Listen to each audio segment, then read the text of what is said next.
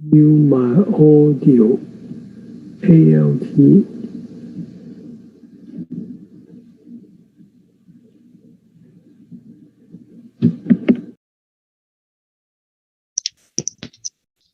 蔡会长，你听到声音吗？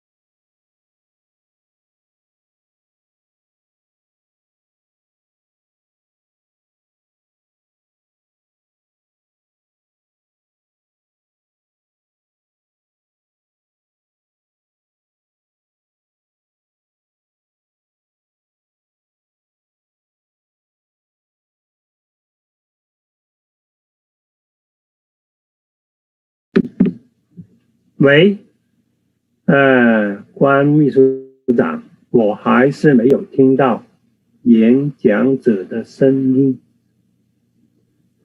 Hello， 大家好，我来了，能听到吧？现在应该能听到。现在我听到了。现在能听到，对，我刚才关了。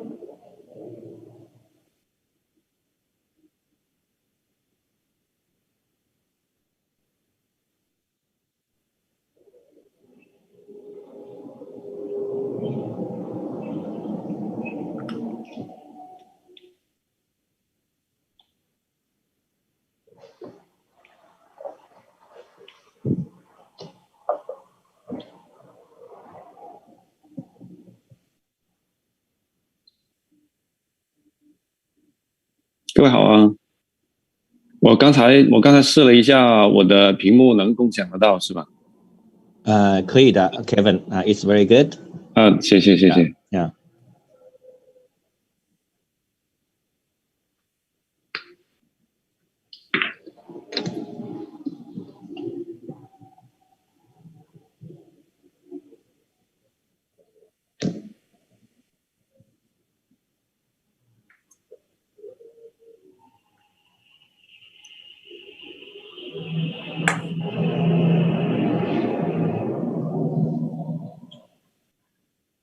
Okay, great. It's a very nice day today. Welcome back to day 4, World TCM and Acupuncture Culture Week, hosted by the home of Canada TCM Societies. So today's day 4, our theme is integrative medicine for healthcare, promotion, and education for general public in English. So today's our first guest speaker is Kevin Low. Kevin Low graduated from Guangzhou University of TCM in double major of TCM and acupuncture with degree of medicine and acupuncture sciences. He started practicing TCM and Western and acupuncture in Vancouver since 2004 and teaching TCM and acupuncture courses in Western Canadian Institute of TCM and Acupuncture. Currently, he is teaching at Qizhi International College of Traditional Chinese Medicine. During the last 10 years, he has given presentations and talks in public libraries, community center, and radio program on philosophy, medicine, and science. Dr. Lu is currently the Vice President of Traditional Chinese Medicine Practitioners and Acupuncturist Society, Director of ATCMA, and board members of CACRA. Dr. Lu is specialized in treating chronic pain and autoimmune disorders using acupuncture and herbal medicine. His doctoral degree study is on acupuncture treatment for autistic spectrum disorder and related diseases. Today, his topic is traditional Chinese medicine theory and treatment for ASD and ADHD. Please join us to welcome Dr. Kevin Lu for presentation. Thank you. Yeah, thank you very much. The introduction, Dr. Wang. Good morning, everyone. I'm Kevin Lu. 我是鲁家贤中医. I'm a doctor of TCM in British Columbia. I'm very, very glad and honored to be here, being one of the speakers for this great event of the World TCM and Chinese Culture Week. Yeah, we're in Vancouver, Canada here, and very excited, meeting TCM colleagues and people from British Columbia and all around the world. Yeah, exploring the beauty and wisdom of Chinese culture and traditional Chinese medicine. Yeah, first of all, I want to thank every one of the organizers of this great event, which is able to unite people in such a situation, with many challenges now, during the pandemic, the wildfire, the heat waves, right, as well as many there are different health issues for sure. Yeah, so since I believe that TCM and Chinese culture, and wisdom will be, providing solutions for those problems to mankind, right? So now let's get to my presentation today. I'm gonna share my experience in, the treatment or actually helping children with autism, ASD, autistic spectrum disorder, and the related disorders, using Chinese medicine and acupuncture. Now let me actually take a look at the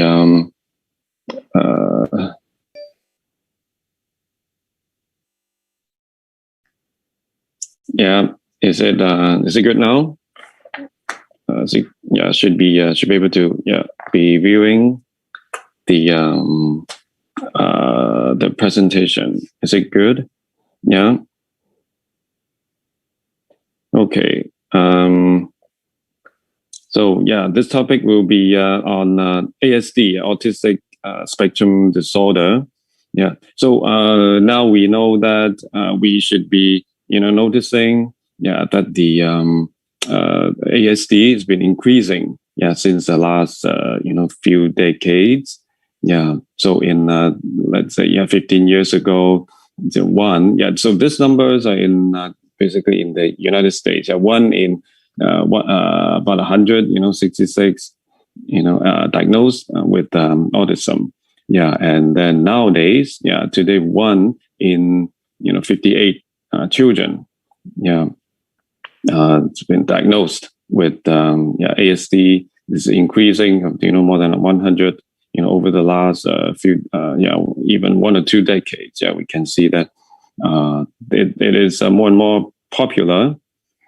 So actually in actual life, we also will be noticing people talking about this kind of condition, more and more. So this is quite an issue, for in nowadays society, especially for our next generations, right? So in here, I would not be very particular with the diagnosis of details in for those symptoms or signs, for the diagnosis, because they can be a very huge categories, very quite large categories, and diagnostic criteria. So but here I wanted state a few of those conditions in the history. For example, the typical autism and the PDD. PDD not specified, or pervasive developmental disorder. So and then the Asperger syndrome. So those are the some of the common, maybe we can call it subcategories in ASD. Actually now they have been they've been under the umbrella of the pervasive developmental disorder, or actually the spectrum of the autistic developmental or diseases spectrum. We can see that they actually include different kind of the conditions, like Asperger, from the mild condition to severe. We can see that Asperger disorder, Asperger, sometimes we call it high function. Those children can perform. Sometimes we can we hear that some autistic children, they are some of them, they're genius.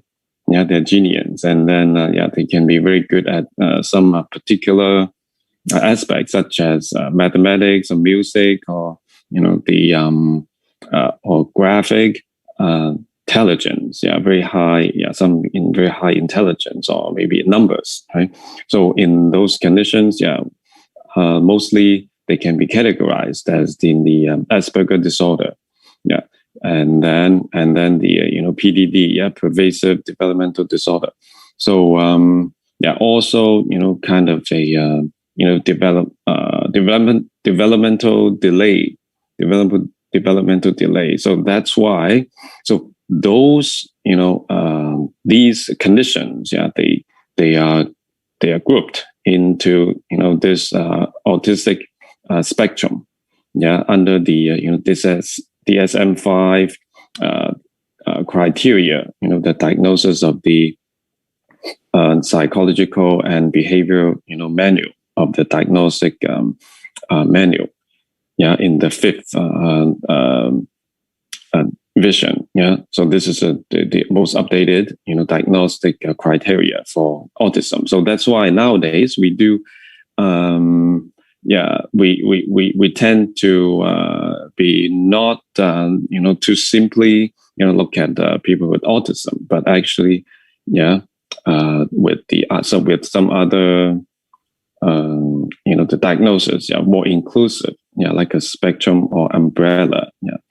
Then sometimes we can we see some people with Rett syndrome or Rett disorder, or childhood disintegrative disorder. So also they also present many symptoms and issues with developmental delays. For example, some of those children, they don't develop a speech, or intelligence, learning impairment, and cognition impairment, etc.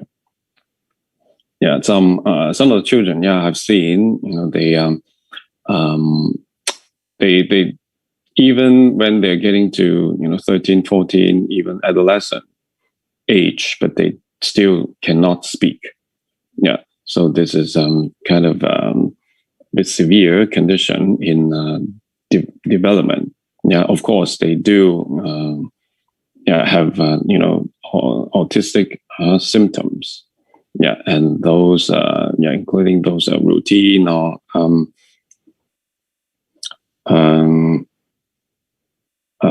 so-called stereotyped behaviors, conditions. Yeah, so we can see that now in here, especially psychiatric symptoms. Yeah, they can be overlapping, cognitive impairment. Yeah, so with the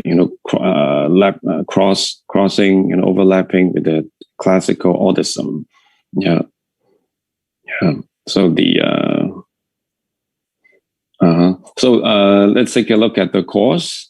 Yeah, the course, in here, I have included those hypotheses or probable factors, that could be, contributed, into the cause of autism. Yeah. People always asking around, okay, why my child?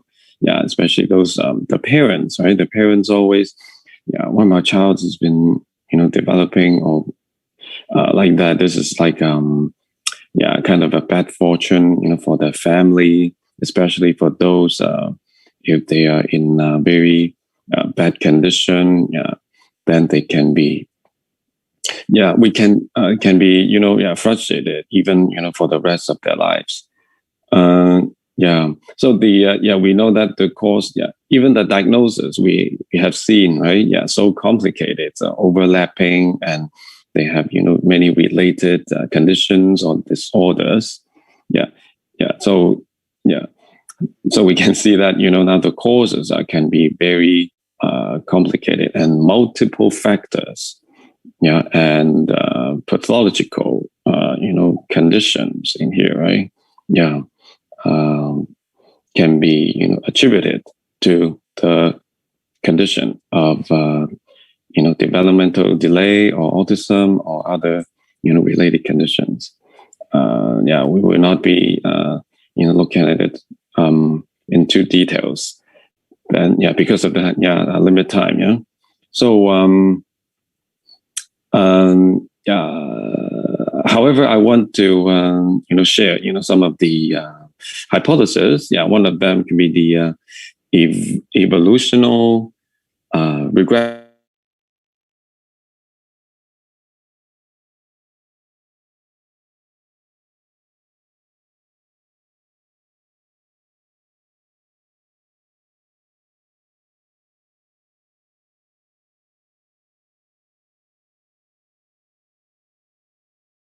罗医师，你的声音消失了。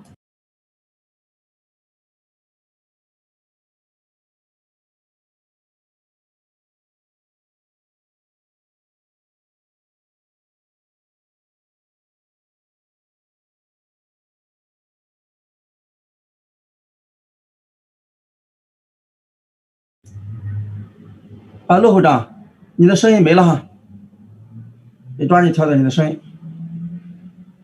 你的声音我没听不到哈，抓紧调，谢谢啊。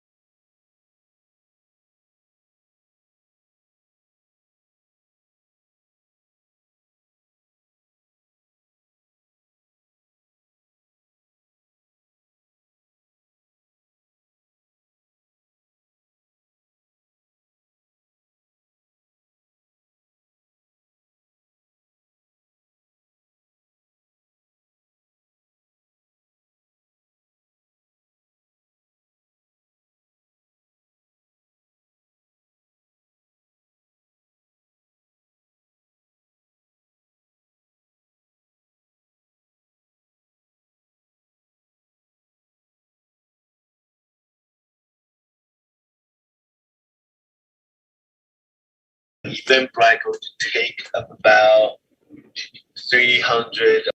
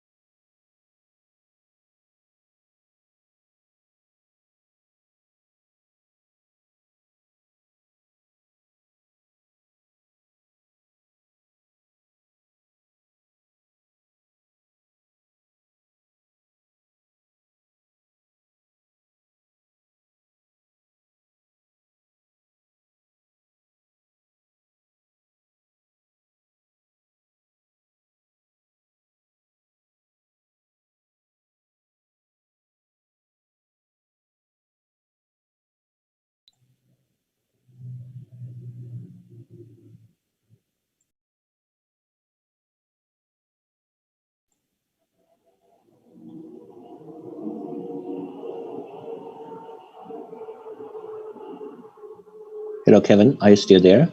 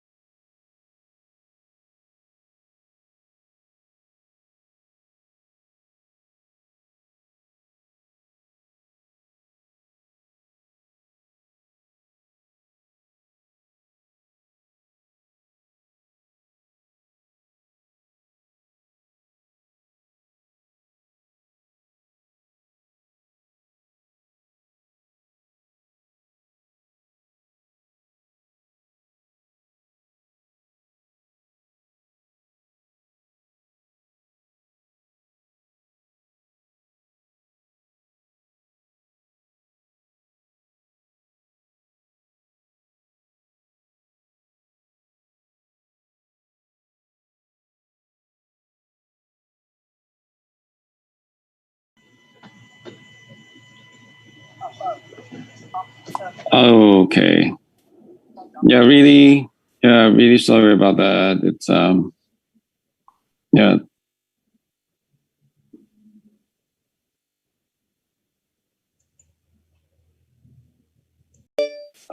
现在 OK 吗？估计现在可以啊。Yes, Kevin, Yeah, it's good. now good? Yeah, it's good. Oh, sorry about that. I was always kept going, and then I didn't realize.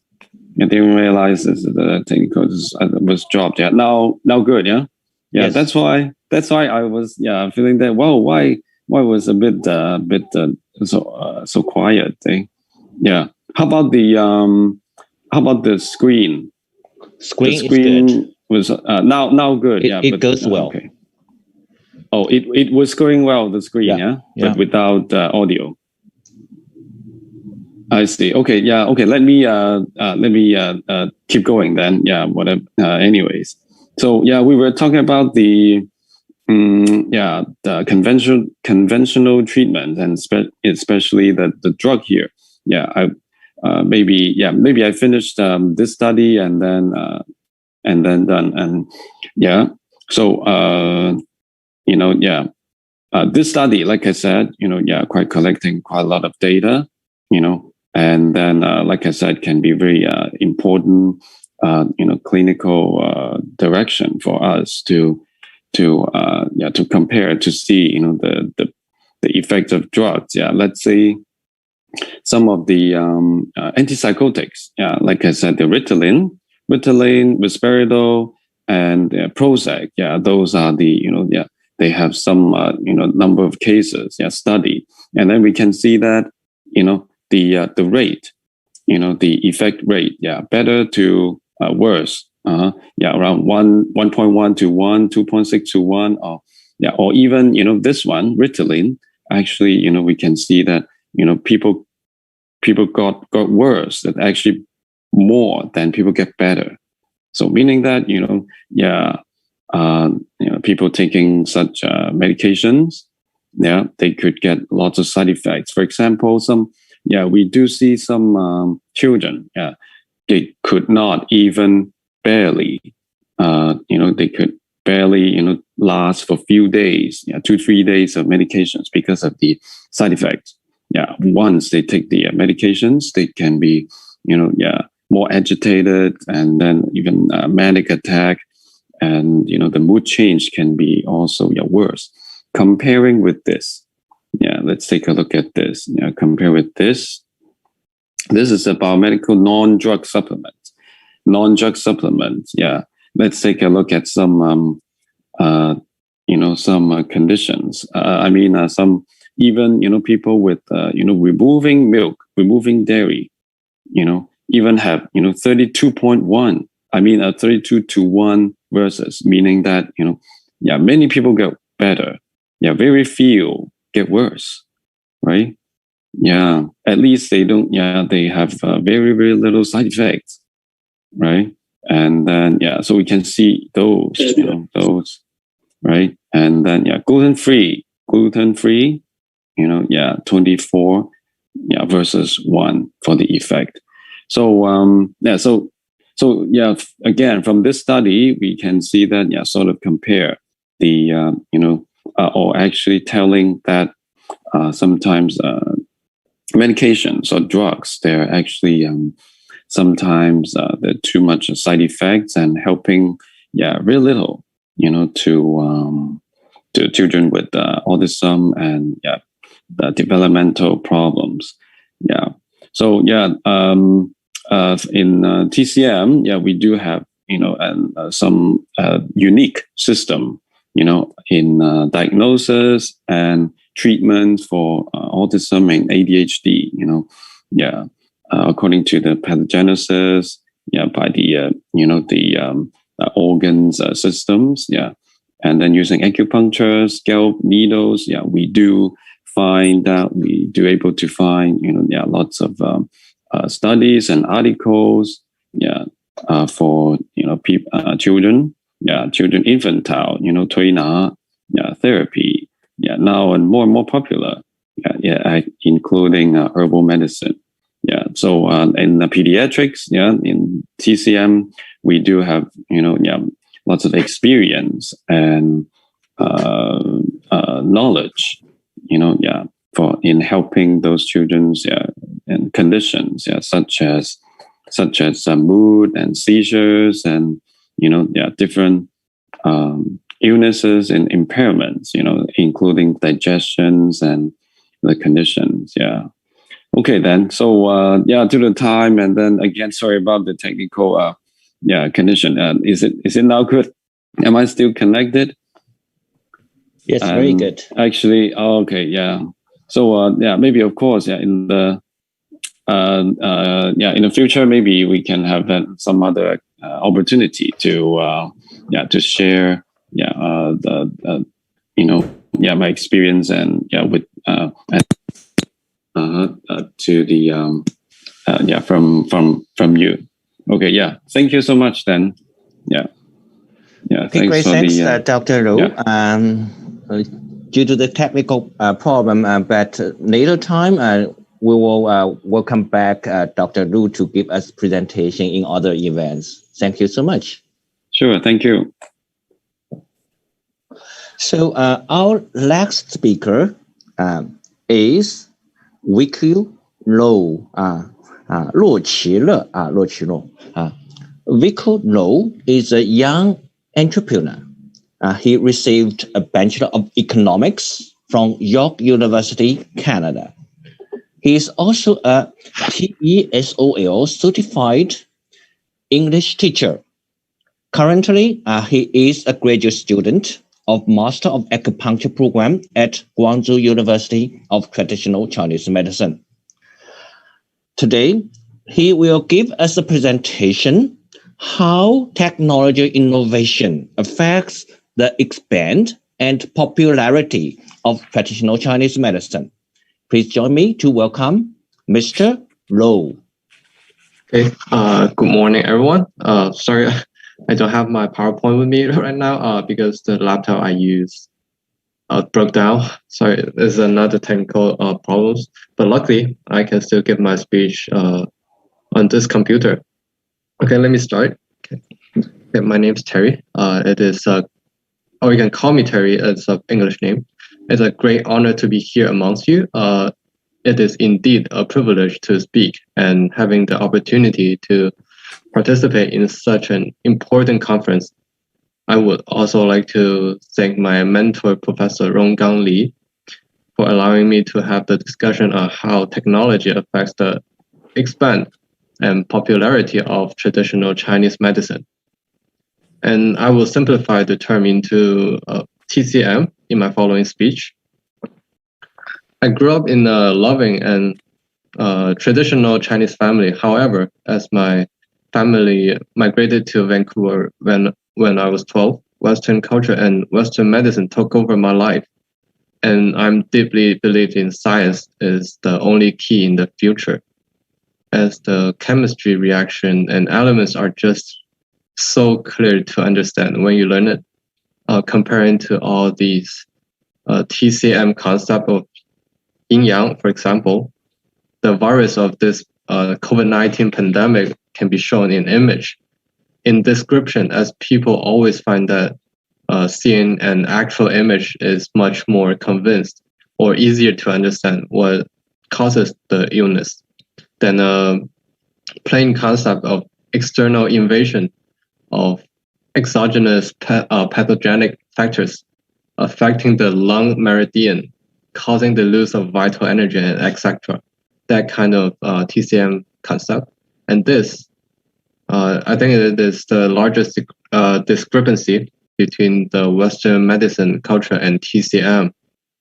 While the Western scientists or doctors are displaying the image on the screen indicating the issues of the patient's health, TCM doctors are just giving patients the concept of the illness, a concept that is much less easy to understand to a person that roughly knows anything about TCM. Now we are getting into the question, why does science seems to have people lose their trust on TCM? The answer is pretty straightforward. Traditional Chinese medicine is just too vague and unclear to a non-medical person. With that being said, many people that are familiar with TCM might call TCM useless, fake trick, or which is really damaging the reputation of TCM and Chinese culture, in fact. What is more ironic is that these are the Chinese people who have lost their faith in Chinese medicine and making an appeal to abandon it. As a graduate student of Guangzhou Chinese Medicine University, I constantly think of it, and it brings out one really debatable question. Does the innovation of technology or the pace to the brighter future really conflicts with the TCM development? Especially the young people of this century. Science and technology are like the main topic, or you can say the theme of our generation. Thanks to the great revolution of the internet, people in China are able to receive much more information and resources from the Western than ever before. In my opinion, the advancement of Western medicines are indeed the gospel of the entire human species. It is more convincing. Short-term effectiveness and surgical operations of tumors diseases, they are just more relatively outstanding. Therefore, it is natural that people stand out and question the strength of TCM, because we cannot understand the concept like yin-yang or the 5 elements with our bare eyes, like what the Western medicine do through a series of medical device images. Okay, in order to think this through, we need to change our thoughts over the relationship between TCM and science.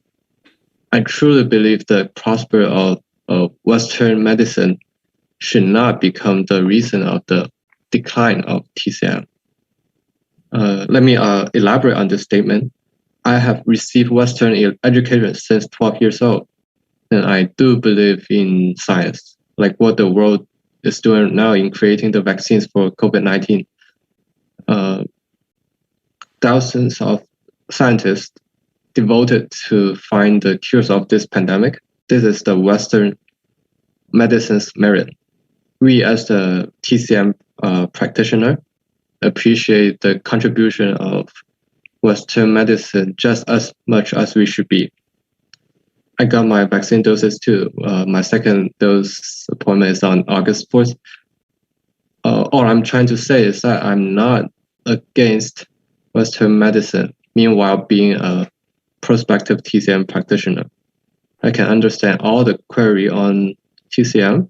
For example, when being asked about why those herbal medicine have the particular effect or function as indicated in TCM literature, like why does ginseng replenish the vital energy?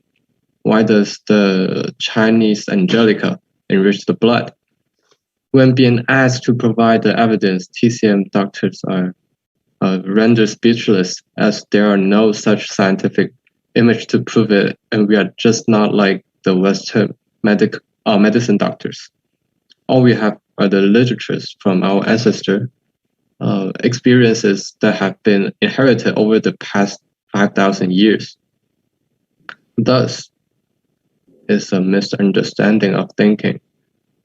The innovation of science and technology is not the opposite side of the thousands of years of experiences that have been proved over hundreds of centuries. In fact, it is the science duty to explain why. Explain and identify the reason why it works. If the current science cannot explain certain TCM concept, some may think it's just not right or effective. To correct our thinking, it should be our current development stage of science does not have the ability to define and expound these TCM concept. Overall, back to the topic, how does technology affect TCM?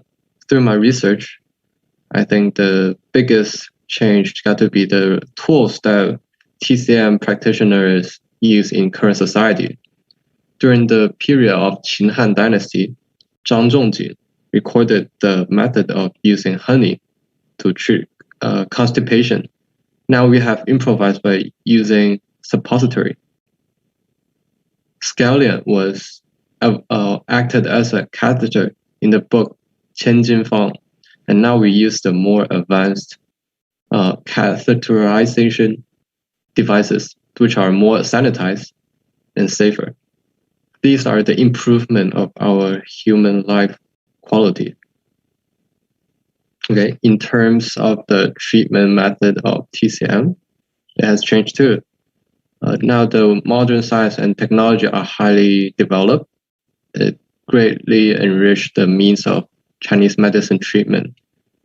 Acupuncture, the world famous Chinese medicine treatment method, had its revolution, such as the combination of acupuncture and electrical stimulation, which forms a new therapy called electroacupuncture therapy. The stimulation effect of this new acupuncture was significantly enhanced, thus creating greatly improving the curative effect of the treatment of all sorts of pain. On the other hand, modern science and technology also affect the apprentice training education model of TCM. The traditional Chinese medicine education and training have been changed into the mainstream of college education, which, like my school, Guangzhou TCM University, with roughly the same teaching materials, basically the same classrooms and teaching methods, samples and experimental operations. Tens of thousands of Chinese medicine students are trained every year. This is a fundamental transformation of the mode of training in TCM. Furthermore, in today's TCM market, TCM dosage forms are largely diversified.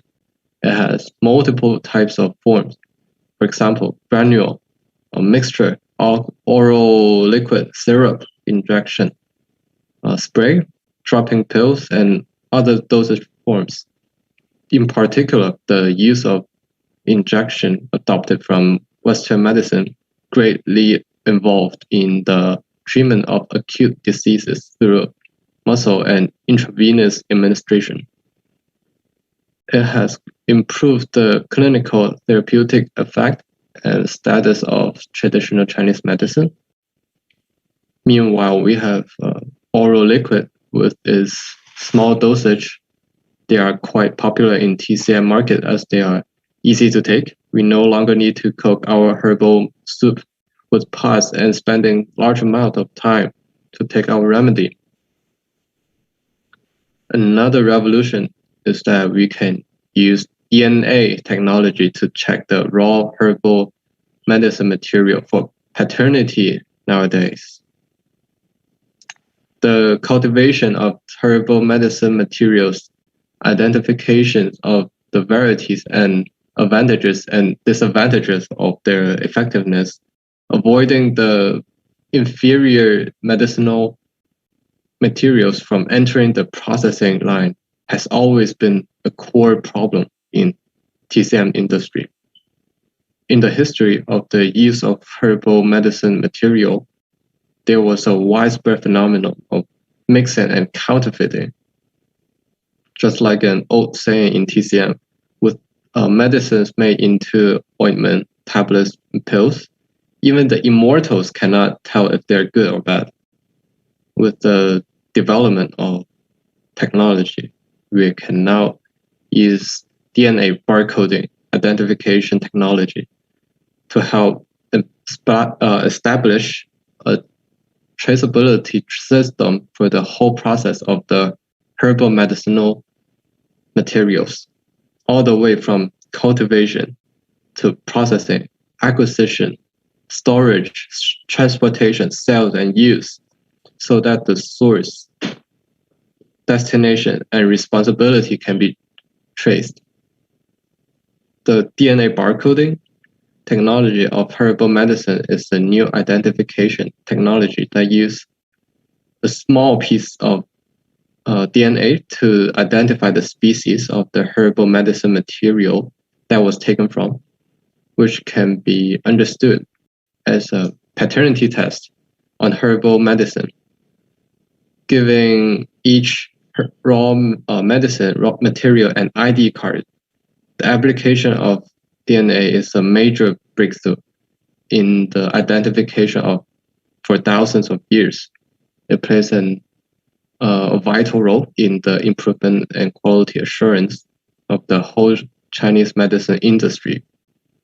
Beside from the authentication of the herbal medicine, innovation and improvement of the preparation of Chinese herbal medicine is also an important part in ensuring the quality of the medicine and improving the efficacy. The introduction of special herbal medicine blender is the major technology we use in current TCM industry. It literally breaks the cell wall of the plant, just like breaking the shell of egg or walnut, so that we can devour what's inside. This method improves the absorption and utilization rate of the active ingredient of the remedy. It provides us a stable and controllable quality of the product, which has a revolutionary change and improvement compared with the shortcomings of the usage of plant pieces, such as the roots, stems, and leaves, efficacy discrepancy, and inaccurate measurement in the past. From the above samples, whether in ancient or modern times, the development of TCM has always been accompanied by the progress of science and technology. The progress of science does not play an opposite role to traditional Chinese medicine, but accelerate it and promote it. There are so many questions worth studying in TCM. And these questions may become the hot scientific issues in the world. And there is a vast amount of literature in TCM. And the problems are very, very complex. However, judging from the current development of science and technology, there are still many topics we can dig in. Nonetheless, TCM development still got a long way to go. The vast majority of TCM workers should live up to the expectation of our people and continue to develop with TCM with the help of modern science and technology, so as to better serve the people of the world. Okay. Thank you very much. That's my presentation.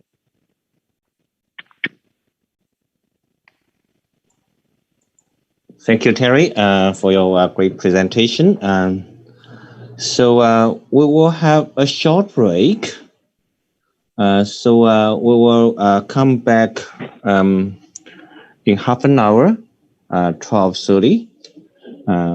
So we will see you in half an hour.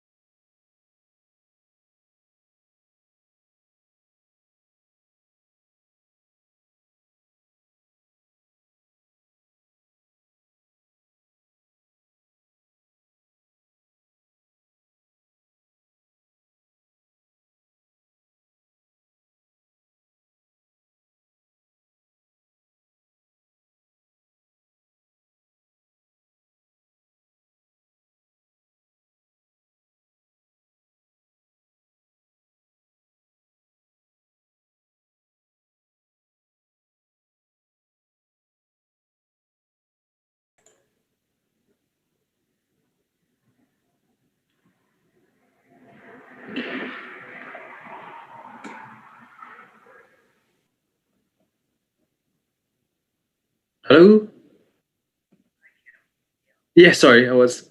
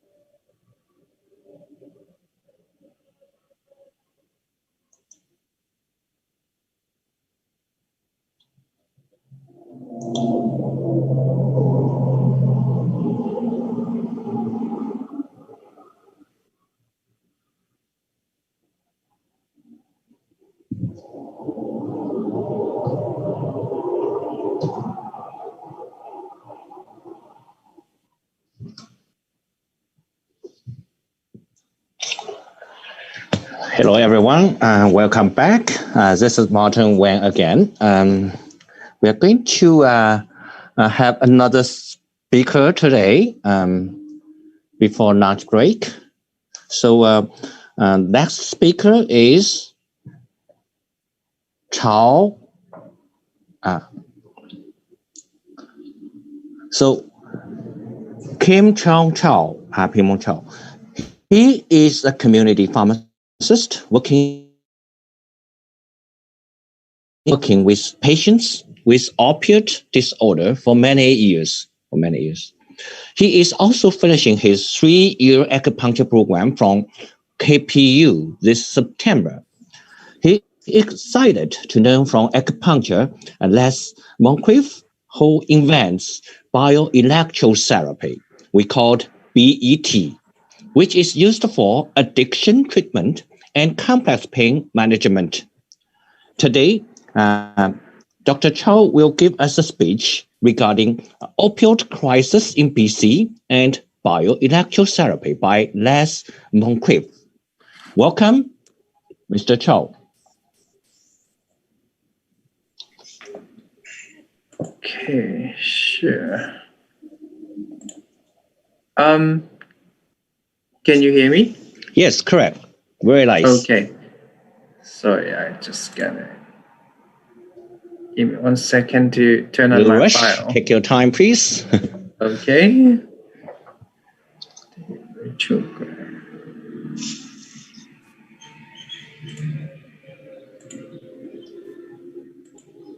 Okay.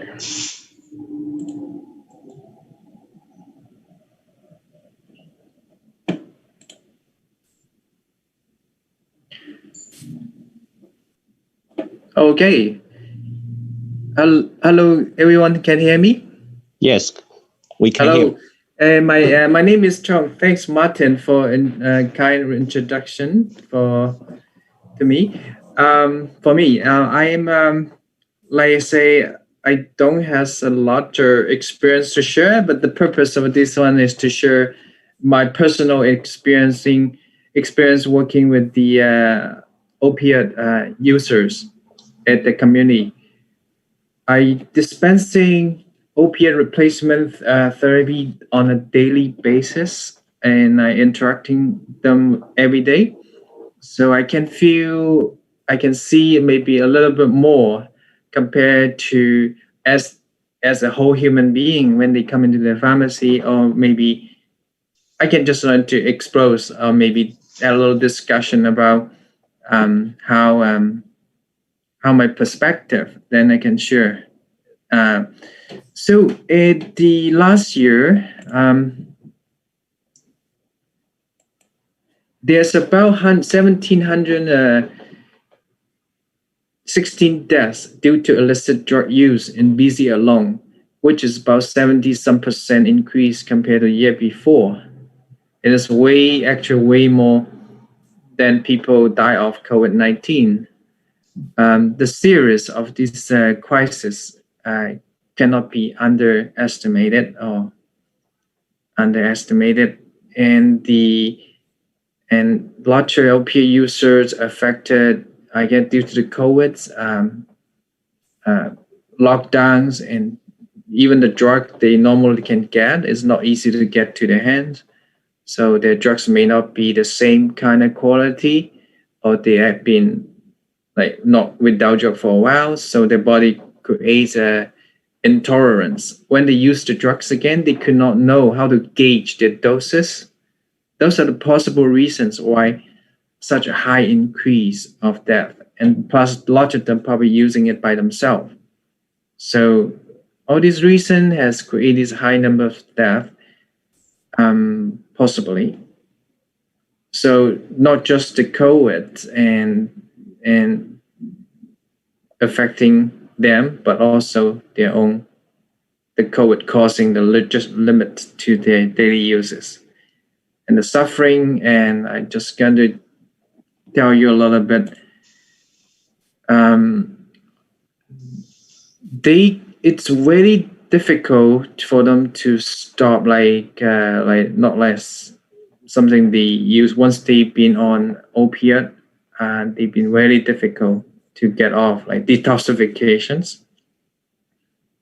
And they can be, most of them users are on social welfare, and they can be like getting a big paycheck at the beginning of the month, at the end of the month, and then they can use, lots of them tell me they would have to use like $600, $700 just to use for 1 day supply for their opiate, even though they're on the oral replacement therapy. And we're going to discuss what the some of the what's oral replacement therapy.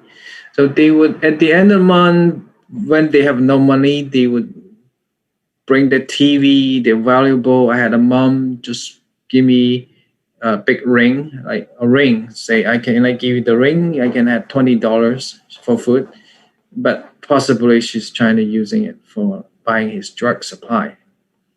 And there's like money, they would just spend all their money in one shot. So even though they know it's going to be harmful, and I guess that's the nature of the addictions.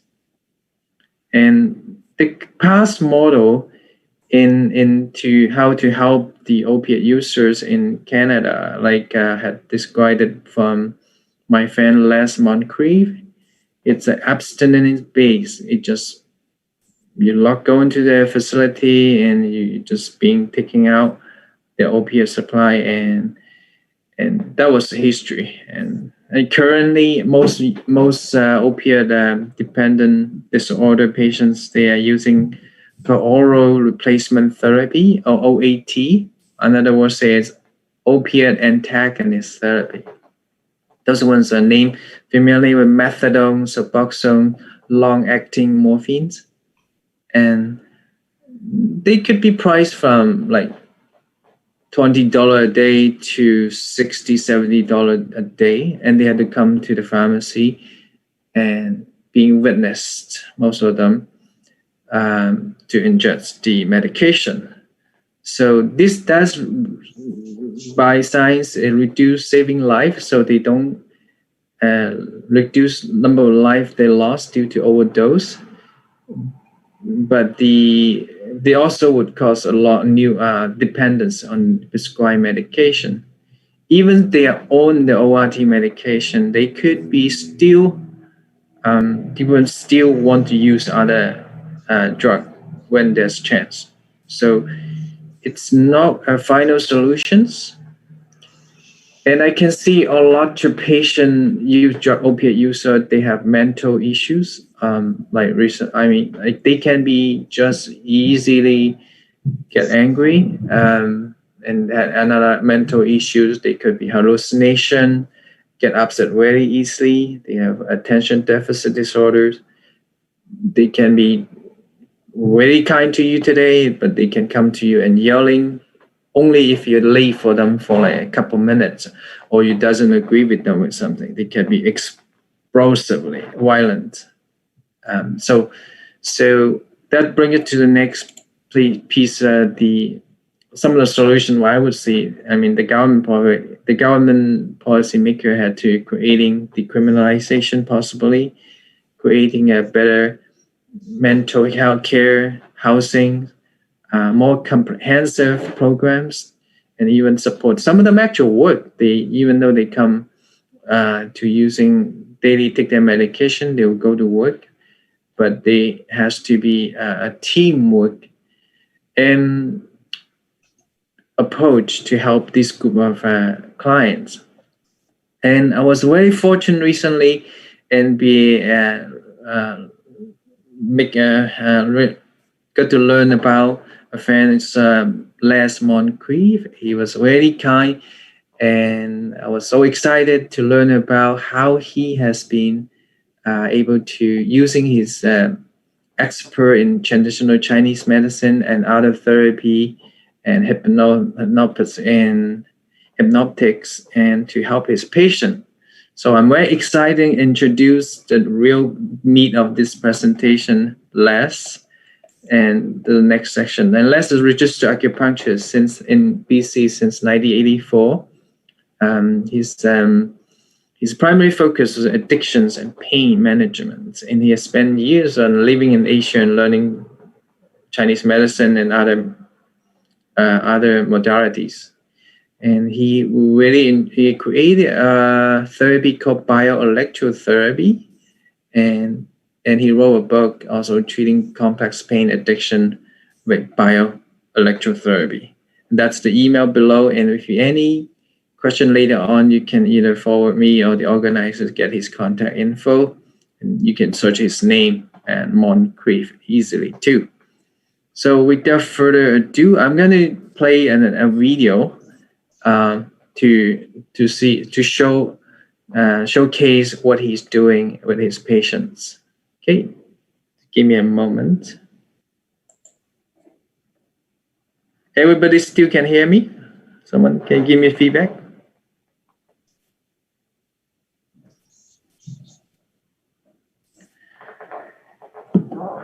Okay.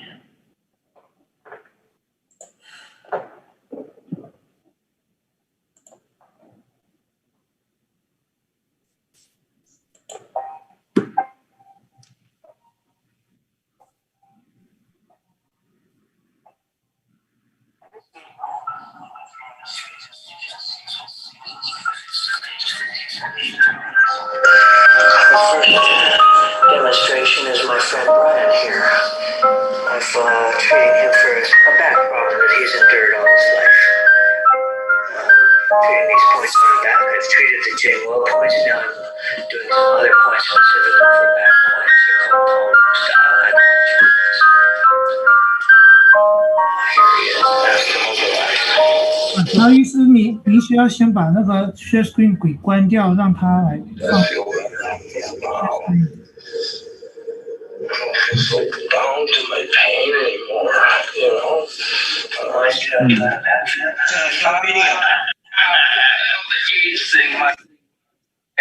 Yeah, might prevent you from that, but definitely not the pain.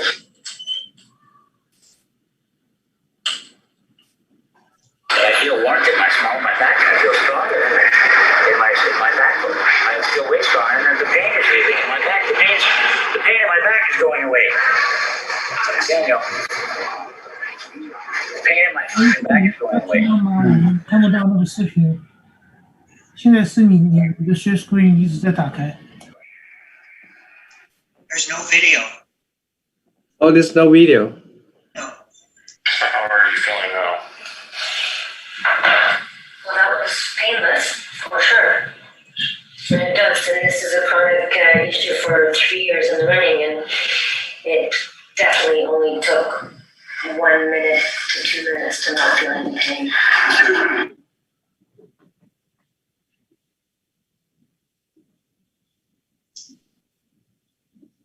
Kim, there's no video being. There's no video? Okay. Yeah. Just the audio.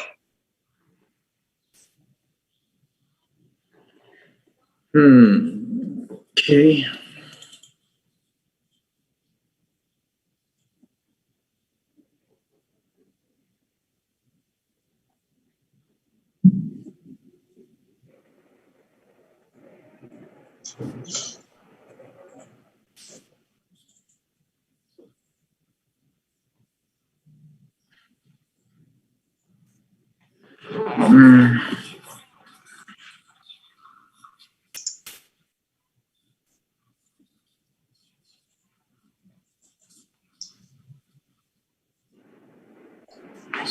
Yeah, we're getting video now.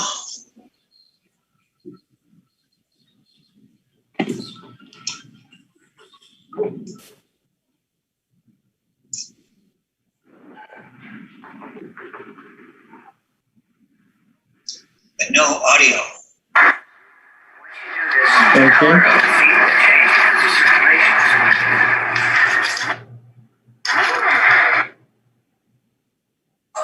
I'm treating a series of patients. A number.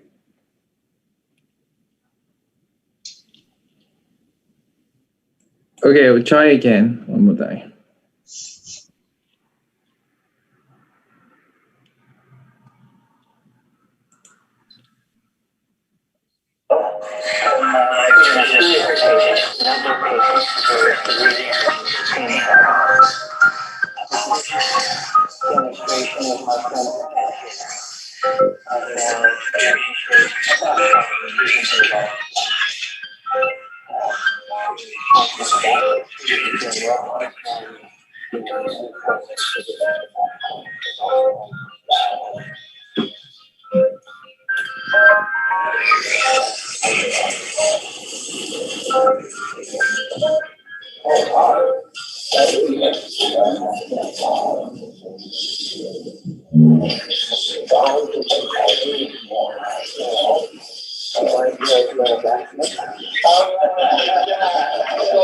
Can you turn up the audio volume?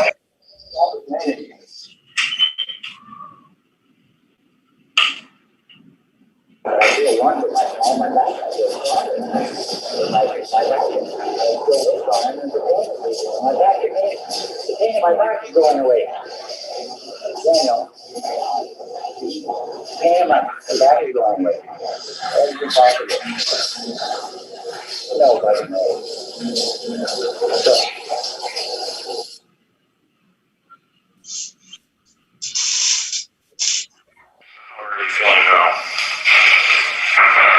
Well, that was painless, for sure. And this is a chronic issue for 3 years in the running, and it definitely only took 1 minute to 2 minutes to not feel any pain.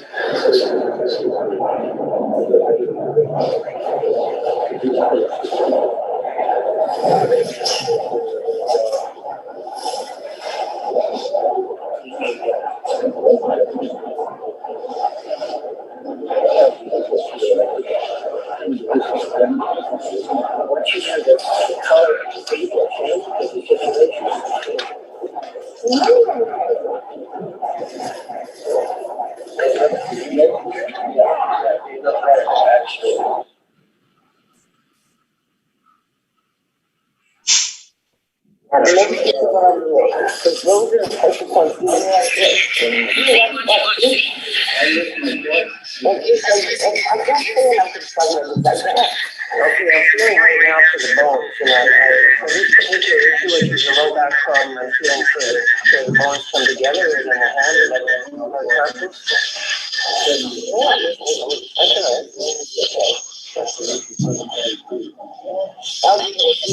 do it. It's like this feeling out. And every time you come in, it's 10 minutes. I get worried, I get scared. I don't want to tell the other guys in pain. I can't say it on the other side. I'm feeling in front and I can breathe for it. Better on, you know. Like couches where it's something.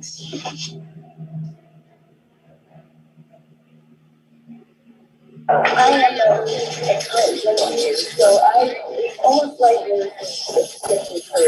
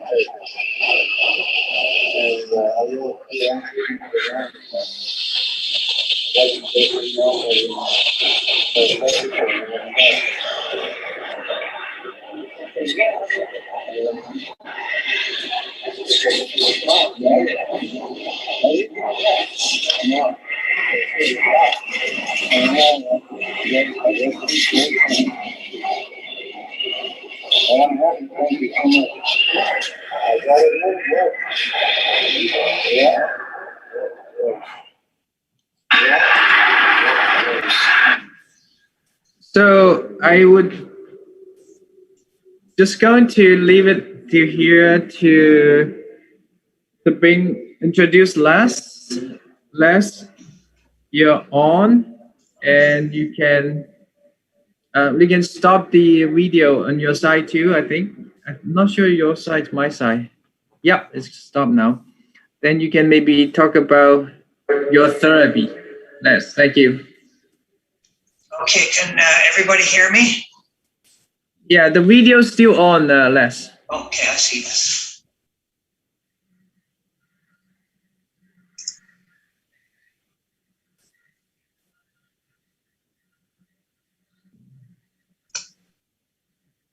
Because the video disappeared on my screen. Yeah, I can hear you. Okay, so am I to play my video right now?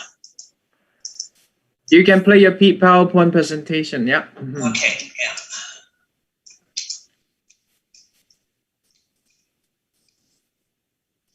And if anybody had questions, you can do a 不经意下面是明显是不行啊，所以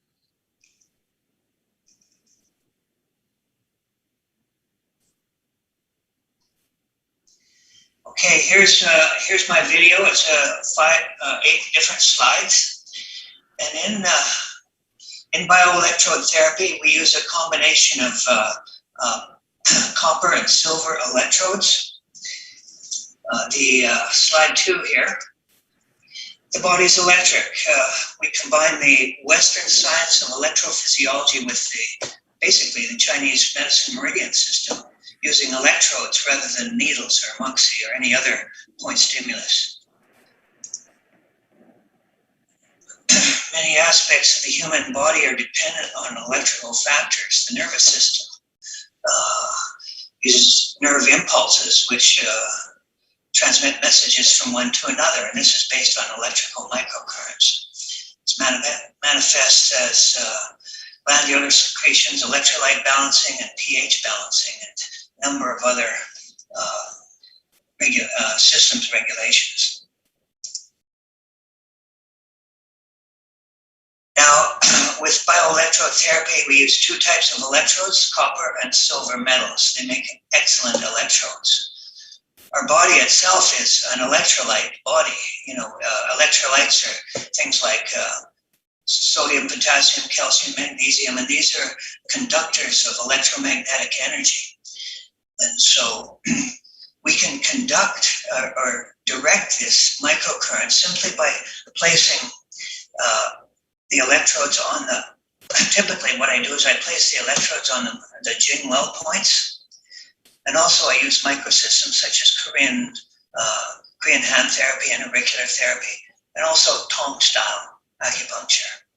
No external power source is required. We just harness the body's own electrical energy or electrical power. Copper is the cathode, which is a positive, and silver is a negative. The energy or the electrons travel from the silver to the copper via the lines of least resistance, which are the meridian system. Now, I've worked in detox centers for over 30 years, and my purpose or my job is basically to help people manage their withdrawal, kind of curb the severe withdrawal effects. And I use many different techniques, but acupuncture and bioelectrotherapy is undoubtedly the best.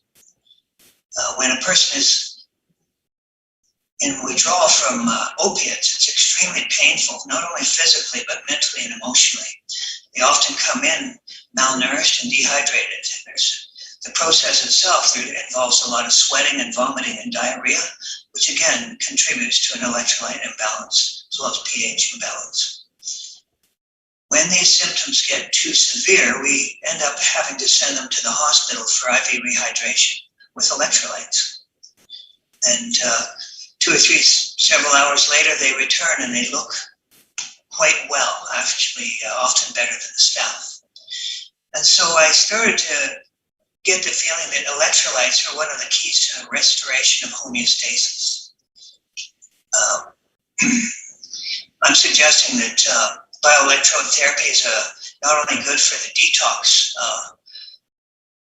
for these plants coming off these drugs, but it's also good for relapse prevention and post-acute withdrawal. Now here's how simple it is. This is just an illustration of where we put the points on the Jing well points. For men, we use the left foot, right hand. This is the Tong principle. And for women, we would use the right foot and the left hand. And we simply place copper and silver on those Jing well points. And almost immediately, within minutes after receiving this kind of treatment, you can use either the metal discs, copper metal discs and silver metal discs, or you can use pure liquid copper and pure liquid silver. We're going to address that in a minute. But as soon as they're placed on these points and secured, the client experiences almost immediate relief of all the symptoms, the anxiety, the craving, stomach cramping, muscle ache. They sleep well. And so as long as these electrodes are in place, they're rather comfortable. So it helps them endure the detoxification process as well as relapse prevention. The protocol itself is so simple, anybody can do it. Detox staff, Chinese medicine practitioners can easily learn to place these electrodes as described here. And the clients at home, they can actually, or wherever they're living, even on the street, they could actually apply the electrodes themselves and experience immediate relief from the withdrawal symptoms.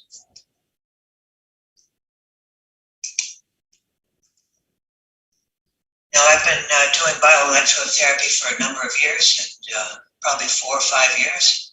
And initially, I was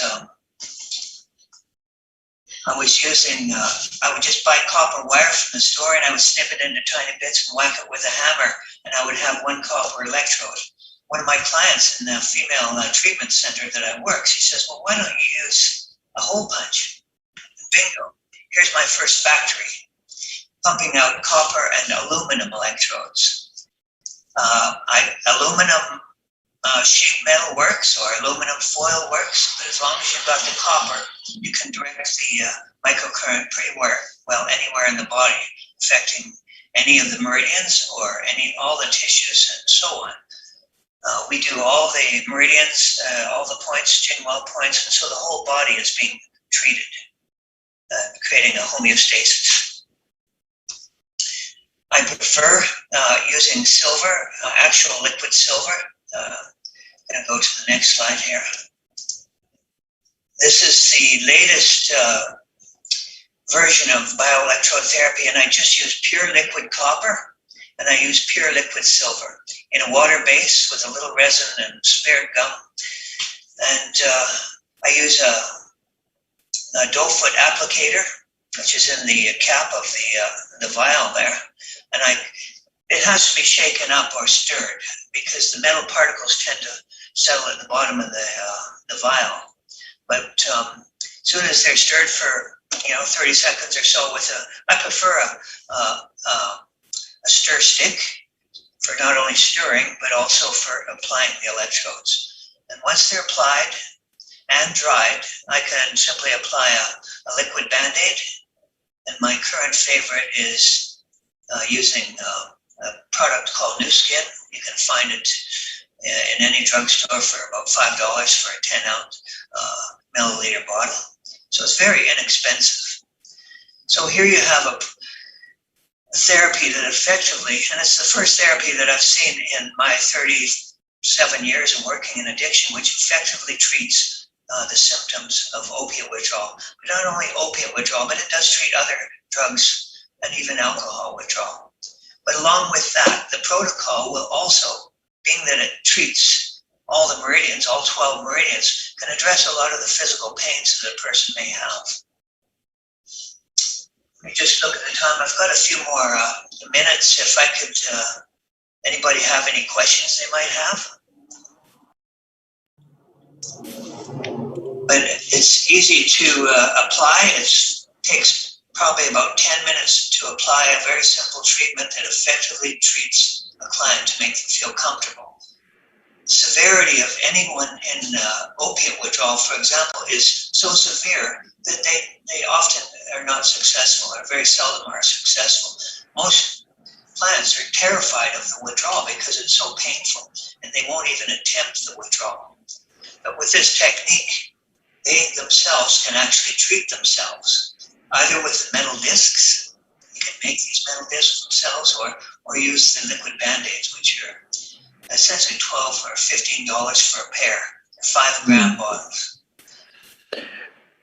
Okay, Les, thank you very much for your sharing and your new ideas. And that sounds like something I can do, even though I just graduated. So I would definitely will try it and the patients, and hopefully we'll give you some feedback. Or anybody who's interested in bioelectrotherapy, and you can look him up on his website and just search him under his name.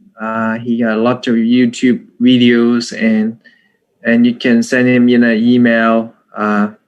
There's a contact information on his website as well. So thank you very much for listening, and hope we got a little bit extra insight into the opiate treatments in Canada on BC. Thank you. Thanks, Les. Great. Thanks, Kim and Les. Both a wonderful presentation. Give us more idea about the how to cope with opioid crisis in community. It's very interesting topic. If someone has some questions, you can visit Les website. You can see bioelectrotherapy.com. See more information. Thank you both for great presentation. We will finish our morning session. We will have 1 hour lunch break. So I look forward to seeing you again at 2 o'clock this afternoon. See you then. Bye-bye now.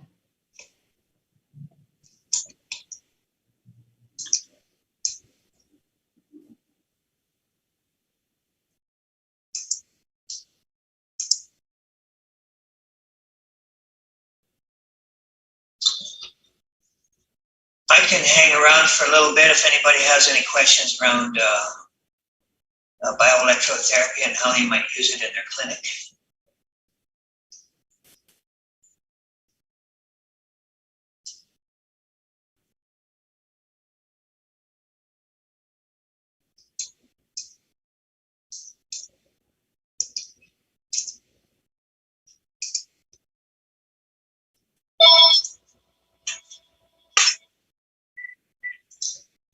Hello. Well, it's let me just get off. I'm getting out of the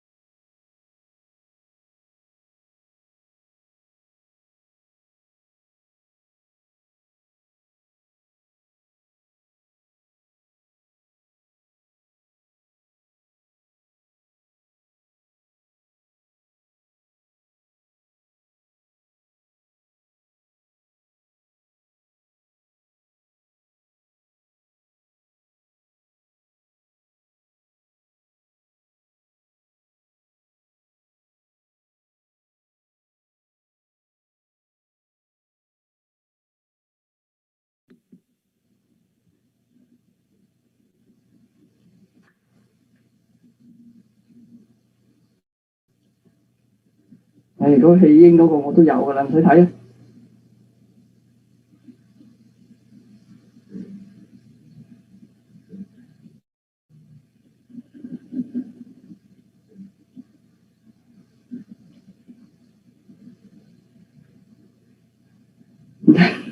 聲做整咗呢個動作。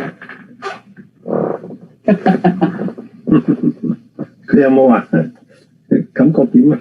唔知，費事問佢。佢好嘅字唔會講嘅咧，有時都唔一定㗎嗱。好似我用咗嗰個電咧，反而痛，我今日就唔痛啦。佢唔知扯住佢邊條神經，搞到佢就我就痛。你話呢度嘅神經出口啊？唔係啊，佢嗰個骨刺嗰度其實神經出口，骨刺嗰度咧就壓住一條最主要嘅神經，但係神經嘅出口，神經係有一條位咁呢度落嚟嘅，喺內側嗰度。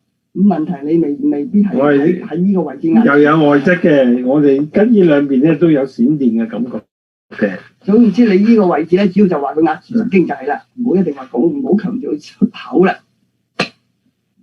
跟住你噏，其實就係唔啱嘅。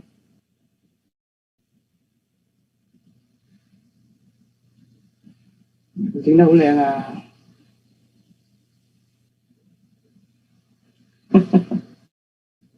梗係佢老公幫佢諗㗎啦。唉呀，整個硬嘅就容易啦，咪用個乜。你可以申請專利嘅你呢個。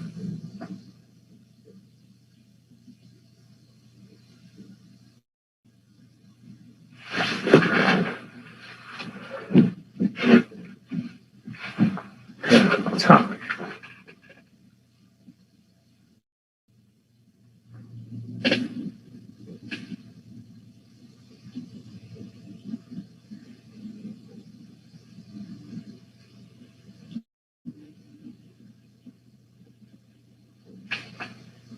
太緊要。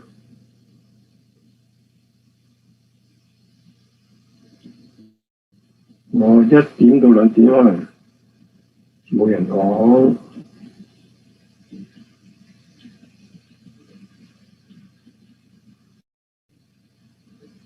冇人講就冇聲。你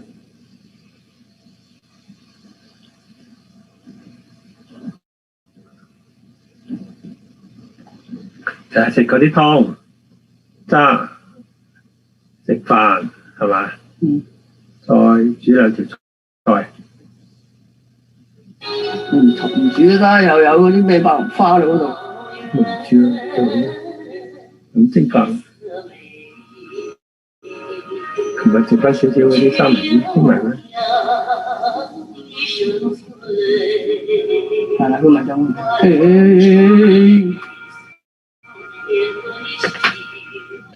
阿彪大讚啊！爭得太美啦！彪讚幸福。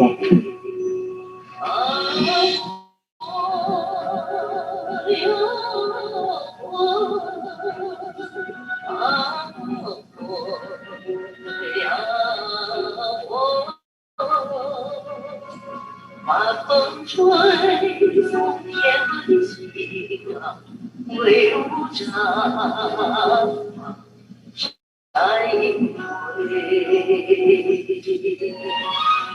回。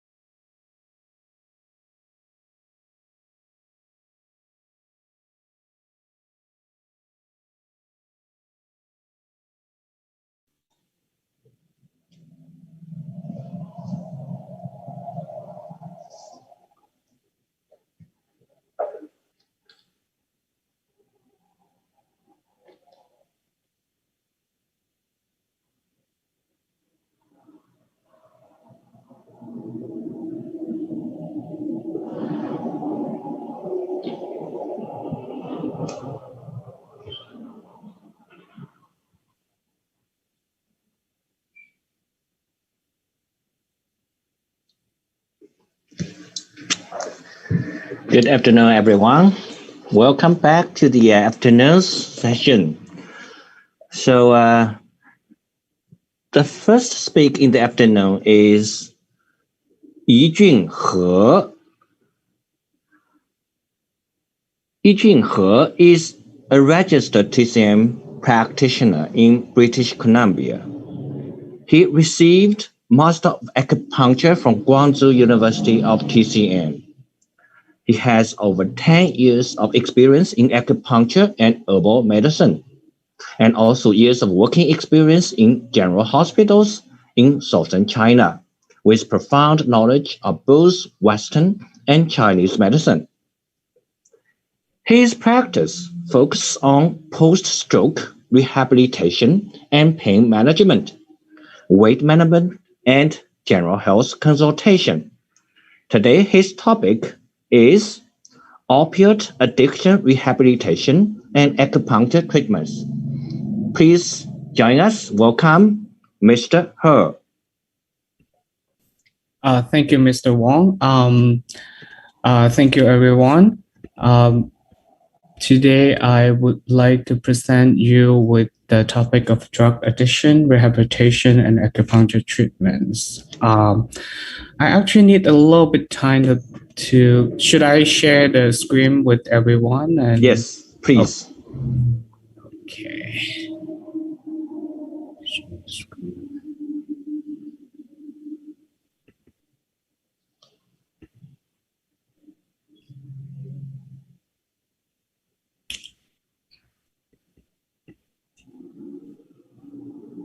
Give me one sec. Sorry about that. No problem. Take your time because we just got started.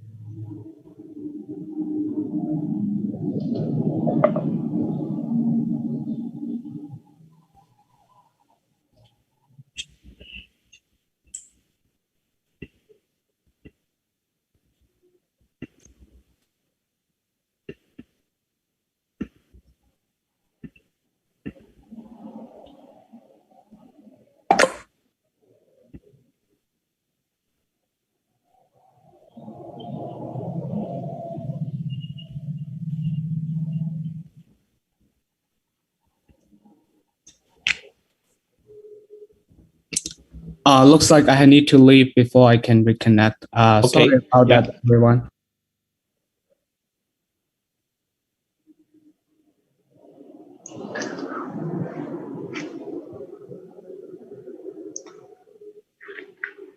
Thanks for your patience. Mr. He will be come back again.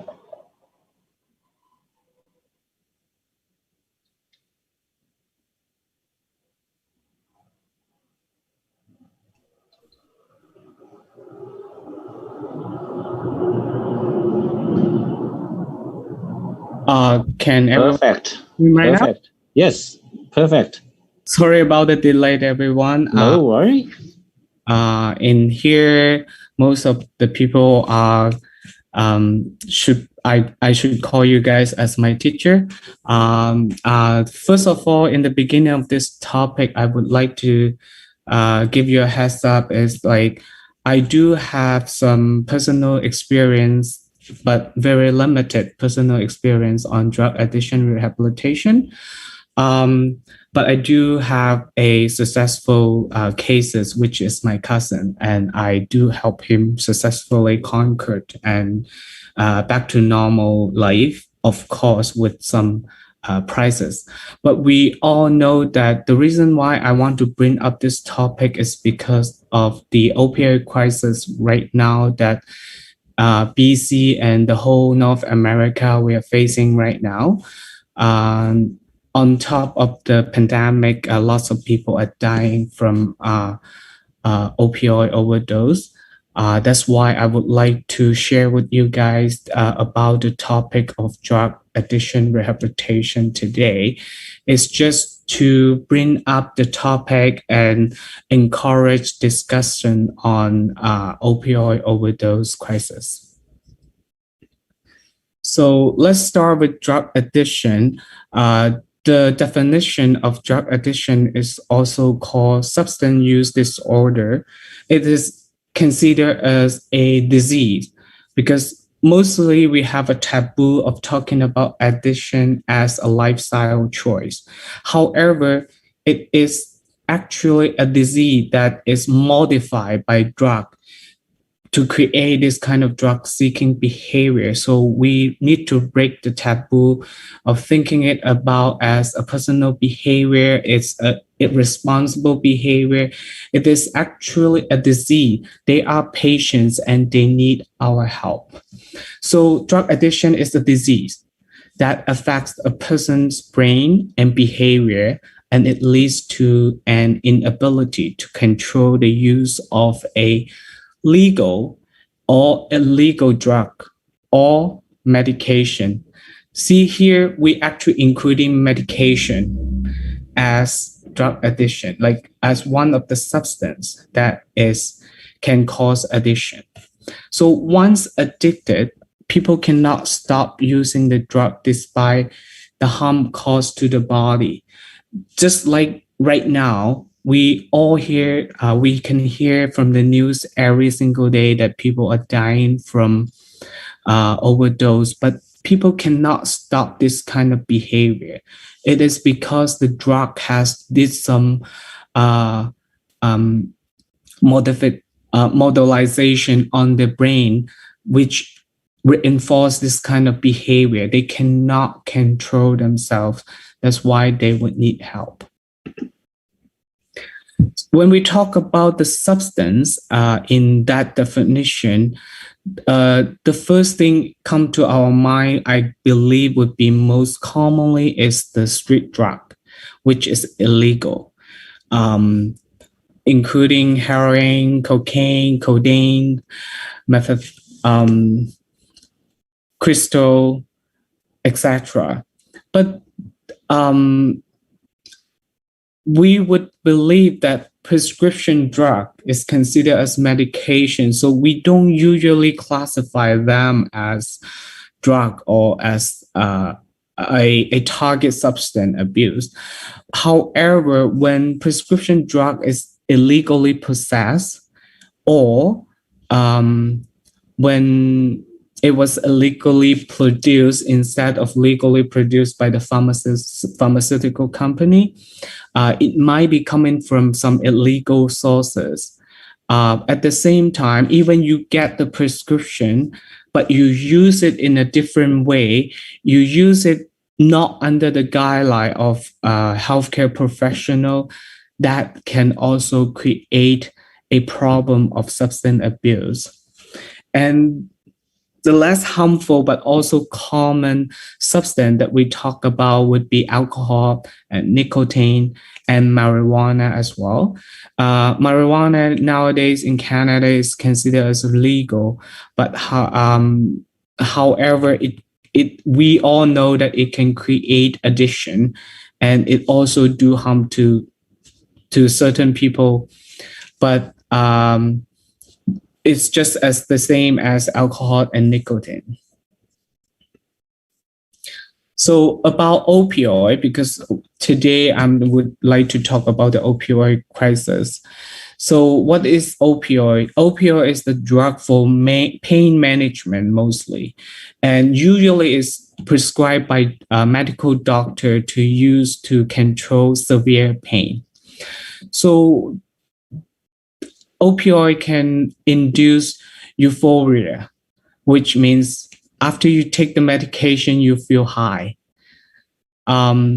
So that gives a potential to be used improperly, because after people experience that the euphoria, they might reinforce the drug seeking behavior, regardless whether the body needs it or not. Like if even the pain is managed well, but they still would like to take the medication because they want to feel high. That is why opioid prescription drug is kind of dangerous for people, and it can easily lead to addiction. And also in the beginning of the fentanyl opioid crisis, the Canadian government is actually trying to sue pharmaceutical company for opioid drugs, leading to the overdose crisis. The opioids that can be prescribed as medication include codeine, fentanyl, morphine, oxycodone, even heroin. Fentanyl would be the one that we will focus on today because that is exactly what is causing the overdose crisis. So all this medically prescribed opioid medication can be accessed illegally as street drug. The opioid crisis that I'm talking about, it is the opioid-related death hike from in recent years. We believe that it's from the year of 2018. Actually, it started from the year of 2016. The death rate is apparently elevated. Also, there started in the US that believe fentanyl was using into street drug as early as 2012. And gradual from there, roughly on 2015, fentanyl causing overdose death already surpassed heroin. Can see that as the number one reason for people who has opioid overdose death. Most deaths were related to street drug contaminated with fentanyl, just as I said. Fentanyl is also an opioid drug used for severe pain management, so it's usually prescribed. And most of the cases, it's coming with a patch in a very low doses.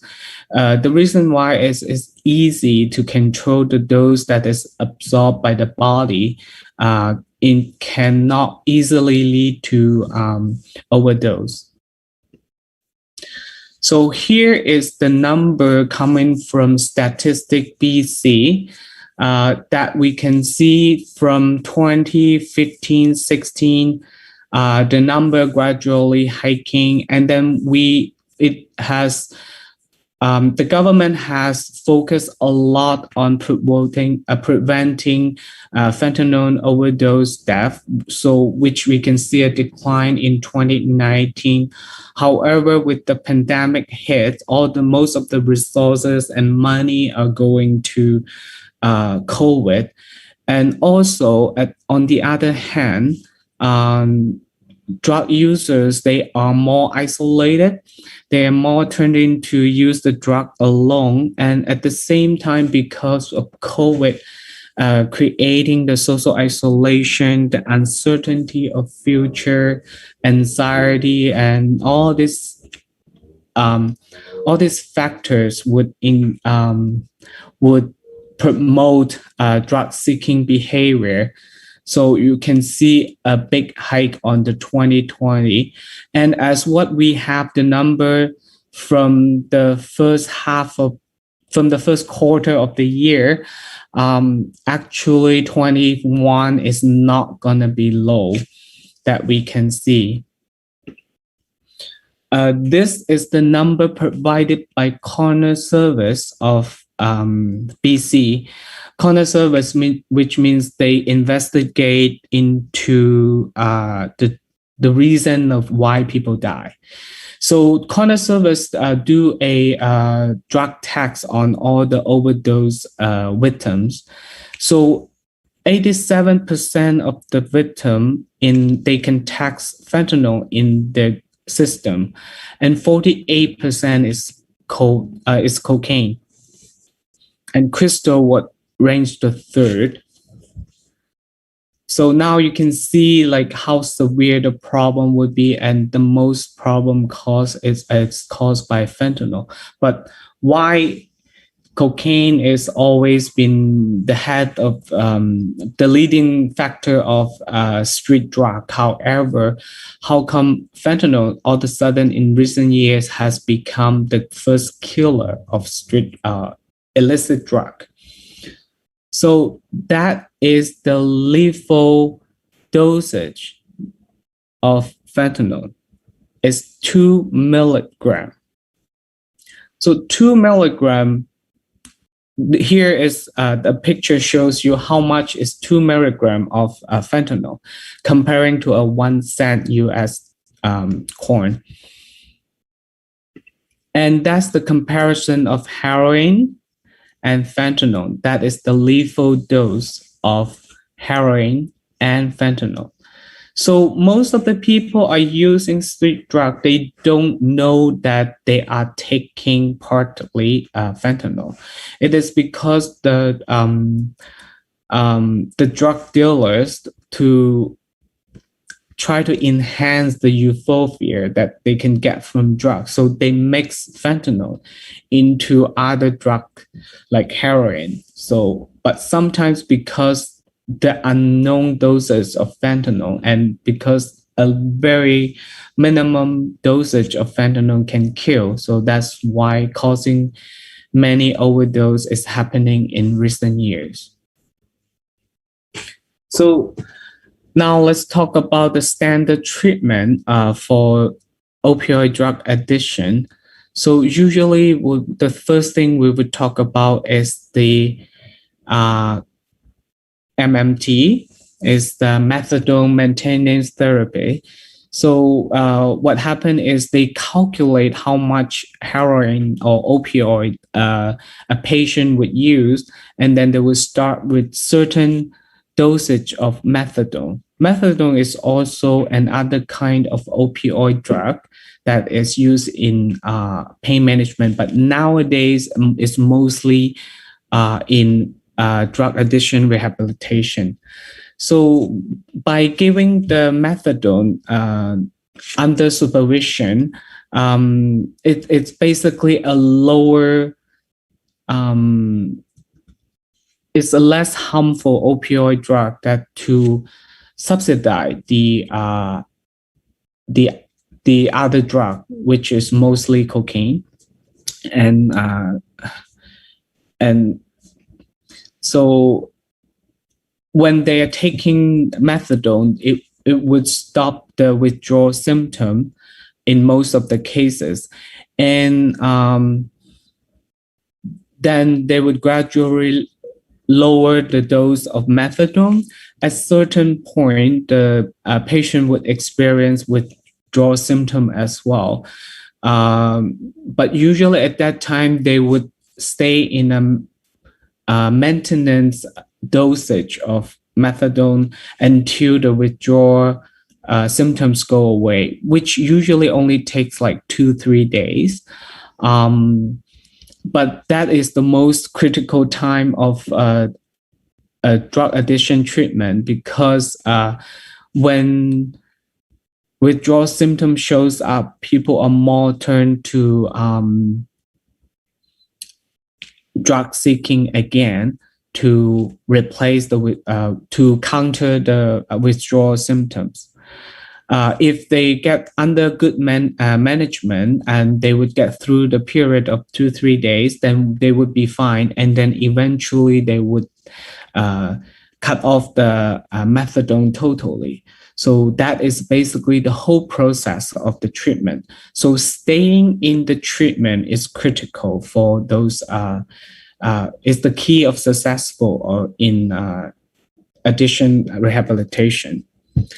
The other part, which is actually a bigger part of drug rehabilitation, is preventing relapse. According to the US study, the relapse rate is around 40 to 60%. As we talked about before, the withdrawal symptom is the key of getting out of the drug. withdrawal symptom can be very physical. It includes different kind of physical symptoms, including change in mood, change in appetite and digestive system, patient feeling irritated and insomnia, cannot sleep, sleeping disorder, or just can't wake up. So all these kind of physical symptoms is easy for them to go back to the drug-seeking behavior. But usually even people go through cold turkey instead of methadone maintenance treatment, they can still go out of drug addiction. But however, craving would be a major part for preventing relapse, because craving is more of a, they won't have physical symptoms, but instead they would have many triggers that can encourage the drug-seeking behavior. So that is the hardest part. It's more psychological, but it's also related to the remodeling of the brain, that the drug has been changing the way that the patient's brain, how the patient's brain works. That's why it would create craving in certain situation which would promote drug-seeking behavior. So we believe that certain neurotransmitter disorder has working on craving, has creating craving is the dopamine and GABA. So how acupuncture works in addition? We divide it into the 4 aspects of talking about it. The first is acupuncture can reduce drug sensitivity. Certain research has proved that the possibility of acupuncture changing drug sensitivity if it's going to remodel dopamine pathway and GABA neurons to change the way that it works to reducing the drug sensitivity. I don't have personal experience on this one, but I do have personal experience in nicotine withdrawal treatments. The patient did tell me that after they got the acupuncture treatment, they feel when they smoke again, the cigarette actually tastes differently. So I believe that is also related to the fact that it can reduce the sensitivity of nicotine. That is how acupuncture works on the central nerve system. And also acupuncture can help release endogenic opioid. Endogenic opioid, that means the body itself can secrete opioid to occupy the opioid receptor, so which usually is a activate the brain function. At that point, that the patient would be less likely needed external opioid intake, which is illicit drug that we're talking about. Also, treating withdrawal symptom, the symptom that I mentioned before, like the irritation, sleeping disorder, disorder in digestive system, and this kind of symptoms that the patient might experience, acupuncture can do a pretty good counter symptoms treatment. So it's basically to smooth the mood and reduce anxiety, reduce irritation, bring back normal digestive function, etc., to help patients to go through the withdrawal symptoms. So if we can help with withdrawal symptoms, that would be increase the successful of getting out of drug or substance reliance, especially the physical symptoms that we're talking about. And also, acupuncture can treat negative reinforcement of drug seeking. So there, like I said earlier, like if people feel anxious, they feel depressed, and it's in this kind of situation, they are easier to seeking for drug. But if we can help with, we all know that acupuncture can actually treat stress, depression, and anxiety, and help people feel better by itself, then in that case, it would reduce the rate that, it will reduce the drug-seeking behavior, which can help to prevent relapse. Here's a picture that shows how acupuncture works on our brain. The most started acupoint that we use on addiction research is Shenmen, Hot 7. So as you can see in the picture, it's actually not a hand, it's a claw of a mouse. It's a because they need to use mouse as a model to do the certain research on the central nerve system. So when needle physically stimulate on the acupoint, it goes through the somasensory nerve, goes to the spine through the brainstem and get to the thalamus, which is the center that we talk about, where the dopamine pathway, the GABA pathway that is started. And they, from the nucleus of the thalamus, will send signal to the cortex of the brain, can create back to what we talk about, like to help the neurons to secrete endogenic opioid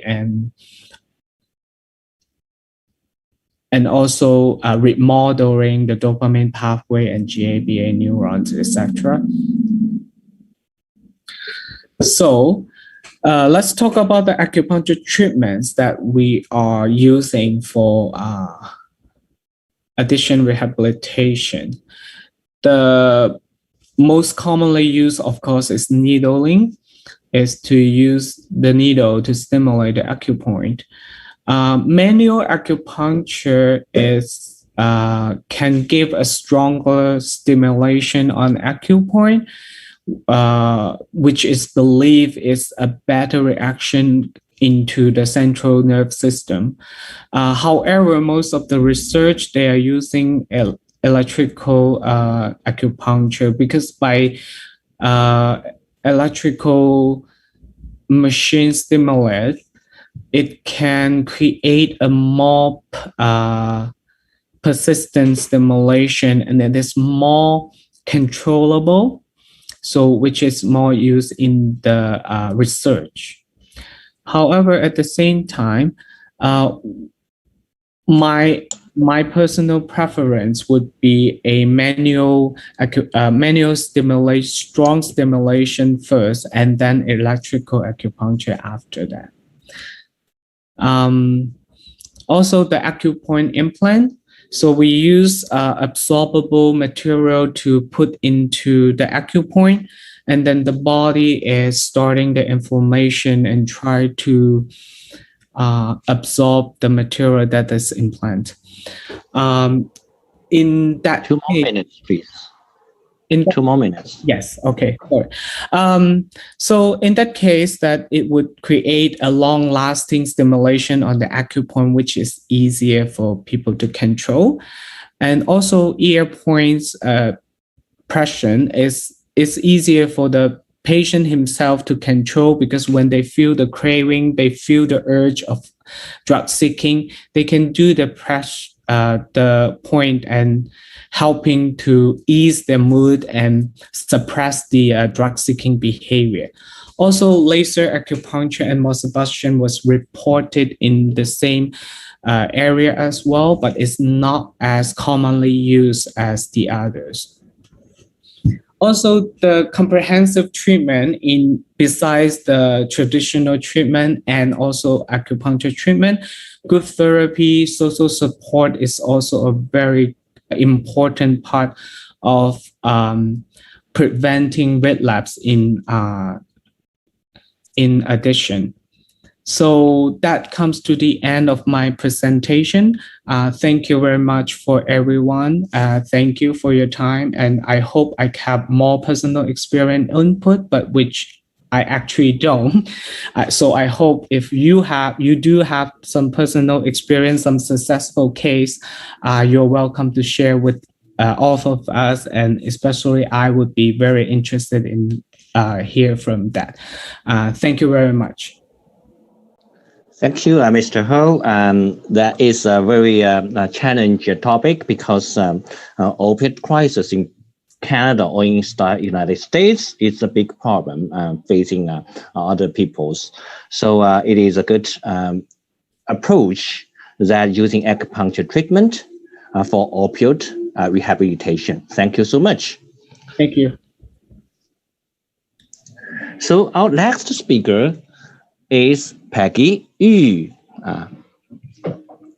Peggy is a registered clinical counselor in British Columbia, Canadian certified counselor in Canada, certified Euro-emotional technique practitioner in United States of America, a registered acupuncturist, a private academic and behavior coach, counselor for domestic and international students, cultural and system navigator for immigrant families. She has over 10 years experience working with children, youth, adult, and families. 5+ years experience as a family therapist for Minister of Children and Family Development. She provided substances and trauma therapy services to Upper Fraser Valley First Nation communities, immigration settlement worker for federal government funded programs, employment counselor for provincial and federal government funded programs as well. She engaged teaching English as second language instructor for federal government funded programs to newcomers as well. She provided multiple continuing education seminars for healthcare practitioners, school staffs, and community service agencies on various topics such as ethics, patient and practitioner communication, mental health, cultural difference, parenting, etc. Today, she will give us a presentation. Topic is depression and helpful treatment method from holistic medicine's point of view. Please join us. Welcome, Peggy Yu. Good afternoon, everyone. Thank you, Martin. I really appreciate your introductions. So I just have a good question here. Am I going to share the, PowerPoint here? Yes, please. Okay. Let me see. Yeah. Share screen. I think, okay. I got it. Just give me 1 second here, okay? Yes. There I go. All right. I'll be back. Give me a couple seconds. This one should be the right one. Okay. Thank you. Can everybody see this? Perfect. Thank you. Really appreciate your help. Okay. So let me see. I think I like this slideshow better. I'm beginning. Okay, good. So like Martin already shared, I am a registered clinical counselor and I'm also a registered acupuncturist. I do help many clients from substance use and mental health, and I really appreciate our previous speakers that I share with LPA's experience. And you're right, this is kind of one of the very major concern nowadays in North America, especially, I wouldn't say only North America, but maybe many wheres, right? I used to work in First Nation communities for their substance use. So it's good to add acupuncture. However, we do have to do it holistically. So everything counts. Okay. So, but today we're not going to talk too much. We already have our coworkers talk about substance use. So I want to focus a little bit more about depression. Many people are talking about depression, and many practitioners are talking about depression. But what exactly it is I would like to share with you from a psychological point of view. Okay, so unfortunately, you won't be able to ask me questions in this presentation, but you can have my contact information and you can ask me privately. Okay, very good. All right, so the first one here, I think Martin already shared with who I am, so I'm just going to quickly go through this. I really enjoy my work, and I work with multicultural, many different clients from different perspectives. And everyone told me after they immigrate to Canada, they're happy for a couple while. But then after a while, they feel sad. And then mainly is something we call adjustment disorder. And then that including feeling anxious or depressed, or even when we're into the COVID, right? It is adjustment disorder. We are all trying to adjust to the new norm. But what is new norm, right? So we go through the period of time, have anxiety and depression and different feelings, right? But please remember, as long as you're human beings, you will have those feelings. So don't be afraid, okay? You will have other way, and many people to help you. And one thing I also work with the victim services. And there are many people that have a trauma. And so one of the trauma presentation is anxiety or depression. And after they have trauma, they have anxiety, depression, and they don't know how to cope with it. So then what? They go for a substance, right? Many different kinds. Opiate is just one of it. There are many different kinds where it could be shopping and gambling, or gaming, or something a little bit weird. They like to plug their hairs. You name it. There are many different kinds, right? But they all start with feeling bad. And then the first feeling we have, they usually talk about is depression. Many people, again, when you go to the family doctors, they say, oh, I have depression. They give you antidepressant right away, right? Almost. Because why? Many symptoms of depression depression is part of the mood disorder. Okay. And then I have multi-language. I hope you don't mind. Okay, so depression, you have to fit into the criteria in order to call you have a depression. Otherwise, you just feel depressed. You don't really have a clinical depression. Okay, so excuse me, you have to have this 2 weeks of a depressed mood or loss of interest accompanied by at least 4 additional symptoms following. Okay, so number 1 is you feel depressed all the time, nearly every day. And whether it's people see you feeling sad or you feel sad. And in child is they have irritable mood. Okay, that's one thing you can actually think, maybe I have clinical depression. Okay, so the next one is you lost interest or pleasures in every part, most of the time or every day. Okay, and then your weight change. So that's why our Mr.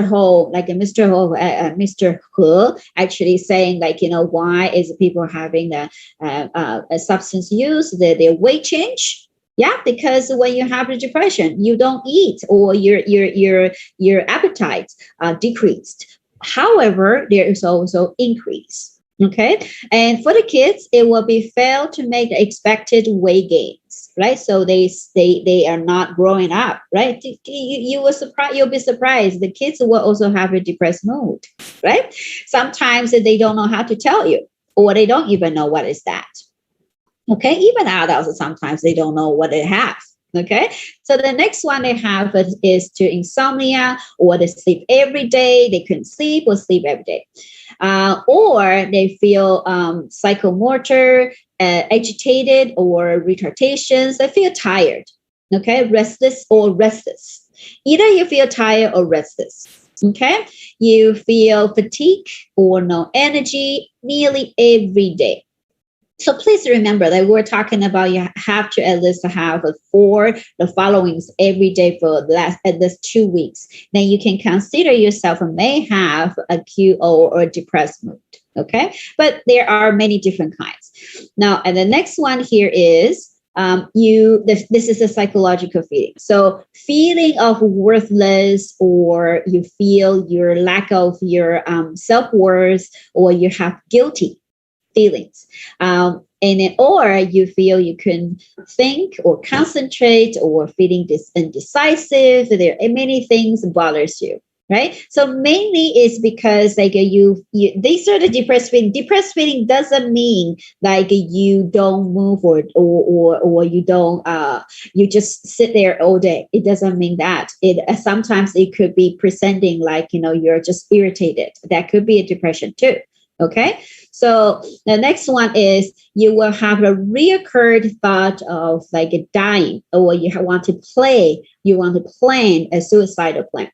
This part is a little bit tricky because a lot of time when you go to the family doctor and then they give you antidepressant, part of the antidepressant, they have a side effect is an increasing suicidal thought.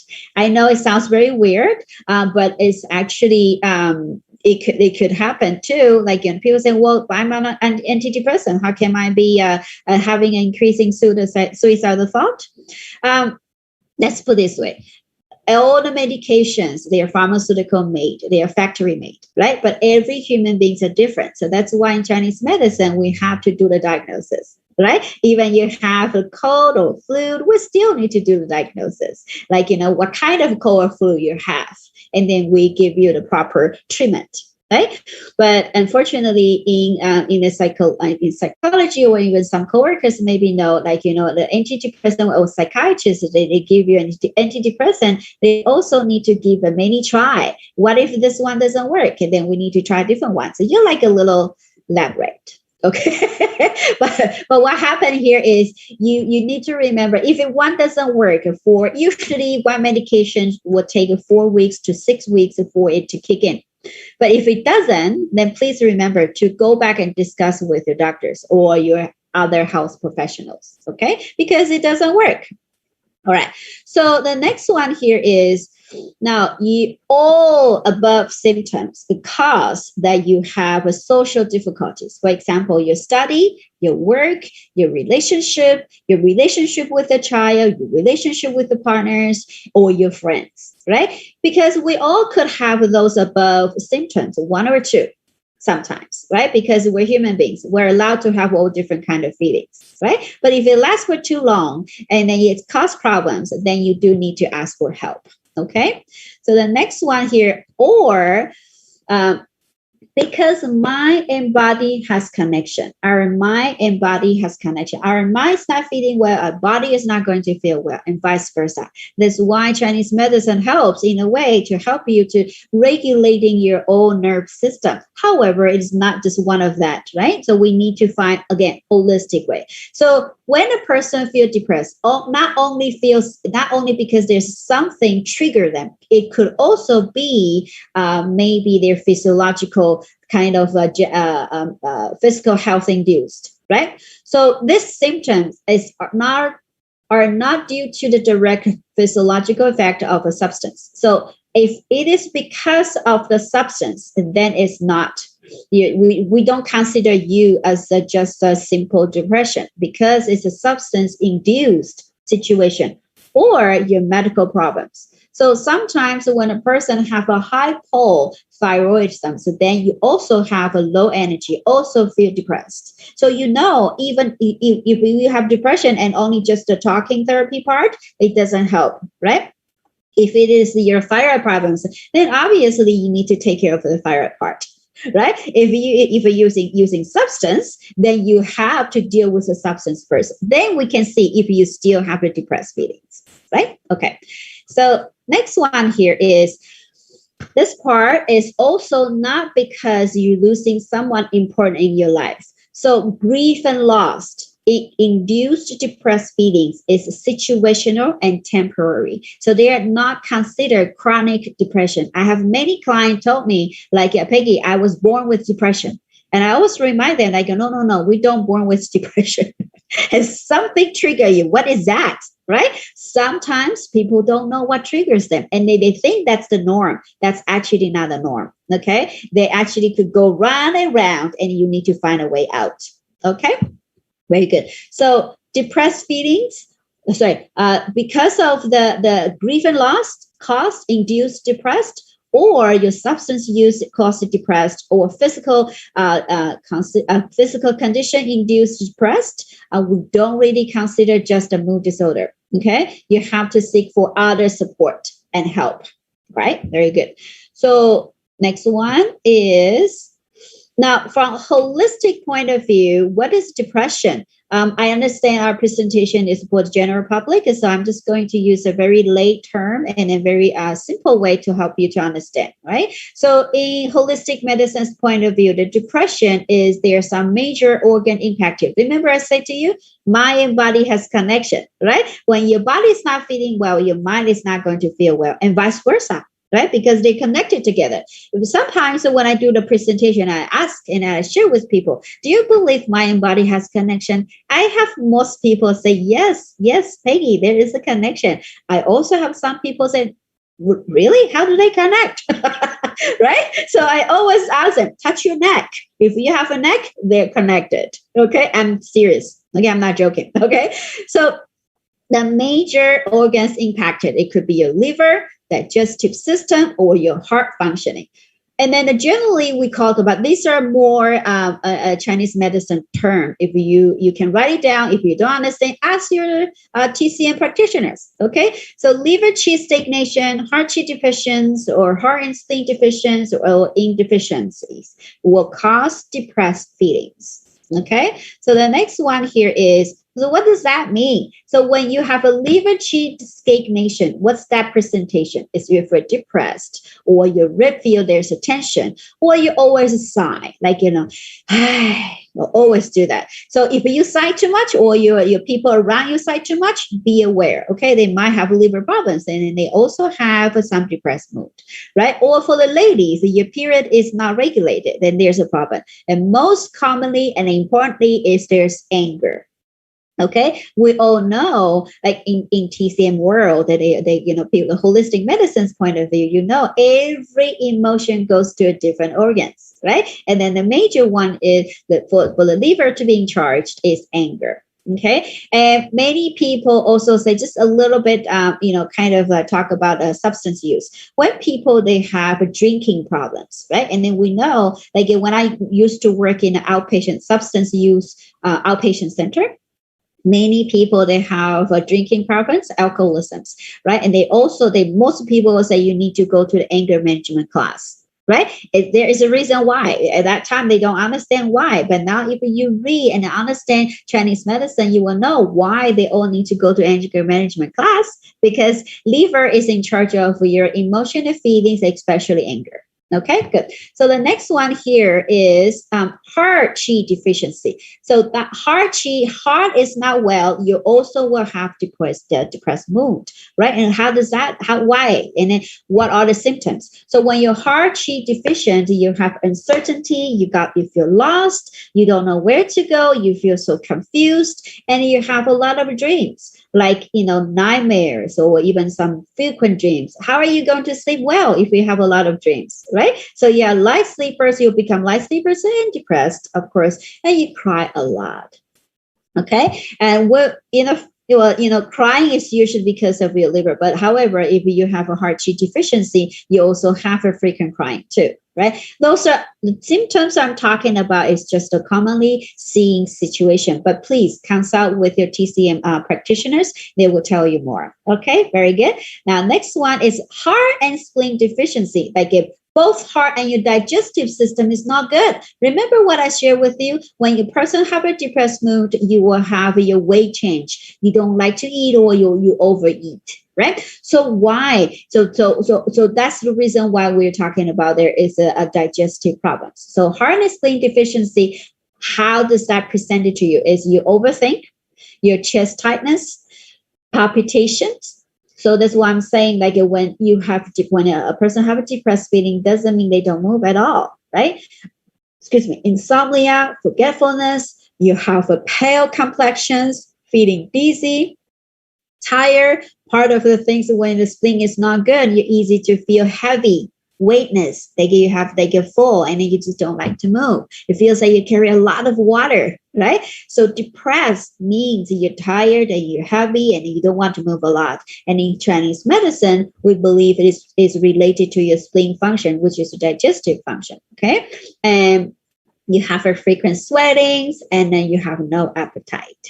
Okay, so in Chinese medicine, it's kind of easier to see why this person feel the way they feel. And please remember, all your feelings, emotions, they are just a sign. They are never really a root cause, right? In Chinese medicine, we believe not only treatment the symptoms, we also need to find a root, right? Otherwise, they keep repeating. Right? Same thing for people doing addictive behavior. If we only treat the outside, you don't treat what caused that, then it still will repeat. That's why people relapse. Okay? All right. So next one here is, what about ink deficiency? There are many situations we have an ink deficiency. I think I spelled the ink wrong, but that's okay. You can email me and tell me how to spell it right. Okay. So when you have an ink deficiency, you will have the insomnia, feel irritated, palpitation, dizzy, hot flashes, dryness, or night sweating. If you heard about those symptoms, some people may say, wait a minute, I have those feelings, but that I have a menopause. Yes, that's right. So when you have a menopause, you might also go through that depressed mood, right? So like I say again, this is not the end of the world. Okay, there are many other different ways to find a solution. Okay, but I do need to remind you, talking itself or only one treatment itself individually may not help the best. If you can find a more holistic support, that will be the best for your situation, right? Okay, so the next one is some helpful tools for your self-care. So how do you take care of these feelings? I have clients, I remember a long time ago before COVID, when I can still see my clients in office. I have a very interesting gentleman, a very hardworking gentleman, come to my office and say to me, Peggy, can you get rid of my anxiety and depression? I said, no, I don't think so. but because I can help you to manage, right? Because we all have these feelings. We're not a robot. Right? So as a human beings, instead of like fighting against your emotions, you want to get along with them. Okay, this is part of the theory of in Chinese medicine. We don't fight a disease. We get along with them and learn to manage them. Okay, so some helpful tools. So number one is you please acknowledging your feelings and emotions. Stop saying, no, I don't have this. No, I don't have that. Right? You need to acknowledge, I don't feel good. How am I going to do? Right? So number two, no judgment. Don't judge yourself. There's no absolute right or wrong feelings, right? You feel how you feel. That's okay, right? No one can say this is the right feeling, this is the wrong feeling. No one ever say feeling happy is forever right feelings. No. This is just part of it, right? And then number three, look for support as soon as possible. You can go for your family doctors and medical referrals, and then you can go find your friends. Ideally, hopefully you'll find professionals so they can help you more like in a more professional way, right? Okay. And simply people say this is so simple, but Peggy, why are we talking about this? Mindful breathing, or you can say yoga breathing or qigong breathing, that kind of breathing. It basically is breathing from your app. So when you're breathing in, your tummy is out. Right? When you're breathing out, tummy is in. People, if they practice yoga or qigong, they will know how to breathe that. If you don't, Google it, please. Thank you. And drink enough water. I know, again, it's very simple, however, so useful. Okay, I'm not kidding. Because so many people you see, if you replenish yourself, you'll feel much better. A lot of time people are dehydrated and they don't know. Right? They don't know they have been dehydrated, and they drink more and more coffee, they drink more and more wines. How is that going to help? It's not going to help. Okay. So drink simple water. Okay. Now I understand this is for our general population. So I'm going to share with you some pressure points where you can calm your mind and improve your energy. Because you're not the one can use the needles without training, right? Go find your practitioners to do the needles for you, but you yourself can do some massage. Okay, good. Ready for some massage? Yes. So PC6, pericardium 6, is the muscle around your heart. Okay. And how does that help? I already showed you the picture where you can find it, right? So if you cannot find it, Google it again. Okay, good. So it will help with your heart palpitations, chest pains, stomach problems, nausea, insomnia, or migraines. Okay. And then so you can do the massage. Simply do the massage, or you can you can see from your YouTube video while you're still on the YouTube. All right. Next one is Spleen 6. So Spleen 6 will help you with your diarrhea, irregular menstruations, insomnia, or abnormal vagina discharge. And you're saying vaginal discharge, and you're saying like, how does that relate to like improve depression? Well, in the long term, it will help, right? But it's good for your for ladies' health, anyways, right? Good. And please, when you do the massage, remember breathe too. Okay, don't hold your breath and do your massage; it doesn't work. Okay, thank you. Next one is very commonly used, like people to generating, like kind of helping you to have a better digestive system. ST36. So it's a number 36 points on your stomach meridians. And how does that help? It is helping with your stomach pain, stomach tensions, or eating disorders, or mental health, or constipation. Again, please remember these are acupressure points, so you need to do it a regular massage, and not just one day or one time. Okay, please at least try 3 weeks or 6 weeks. Okay, thank you. Next one. So rank 12. So rank 12 is actually, you see, it's above your middle part of your like your umbilicus, and the center part of like your staterums, like your front bones. And how does that help you? It's like helping with your stomach pain, nausea, acid reflux, stomach distensions, diarrhea, and also mental health. You'll be surprised how is that going to help with you feel much better, right? When you have a better digestive system, you actually can eat better, you replenish yourself, you actually feel better, and then you look for other support. Okay, these are just some tools to help you to feel slightly better. And please remember, these are just information we share with you, and then you also need to look for your professional support. Okay, very good. Oh, ta-da! Time's up. My presentation's done. Thank you for your time today. And then hopefully you get some information from today's presentation. Thank you, Peggy. Give us a more fun and really happier presentation ever. Thank you. I do presentation a lot. yeah. That's very helpful. People can learn some of the expression. How to do a happier, fun talking with other people. Yeah. Thank you. I appreciate that. Okay. Thank you. All right. Take care. Bye for now. Bye now. Okay. How do I get out? Okay. You just stop the sharing. Yeah, please. Oh, stop the sharing. Sorry. Yes. Stop the sharing. Perfect. Wonderful. Okay. Dr. Chu. Yeah. Okay. Take care. Bye. Good timing. Yeah. Yes. So we give more time to other presentation. Okay. So next speaker is Dr. Mandarin Chu. Dr. Mandarin Chu is a writer, a nursing professor, a community leader, and a registered nurse in British Columbia, who has dedicated her career to researching, teaching, and promoting compassionate healthcare and social justice.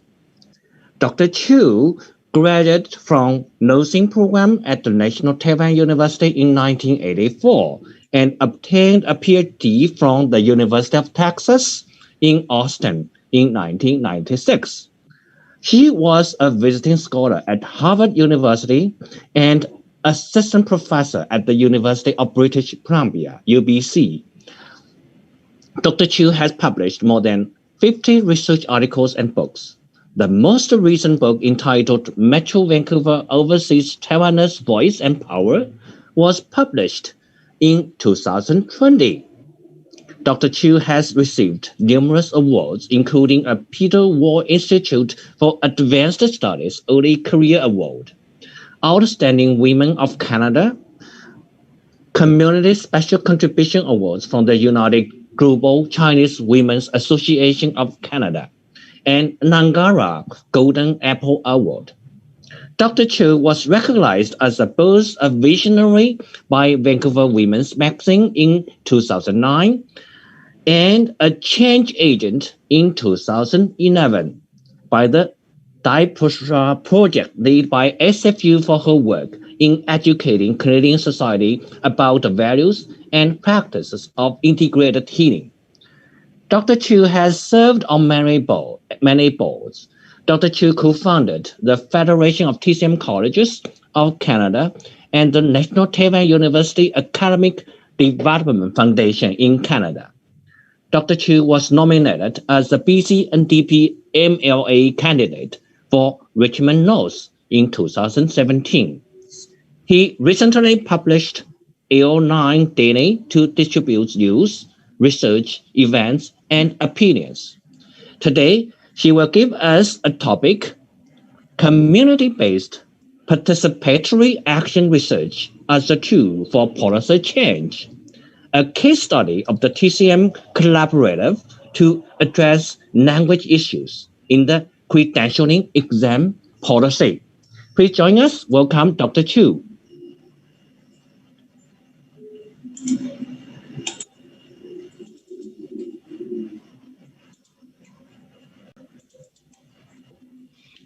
Thank you. Thank you, Martin, for your introduction.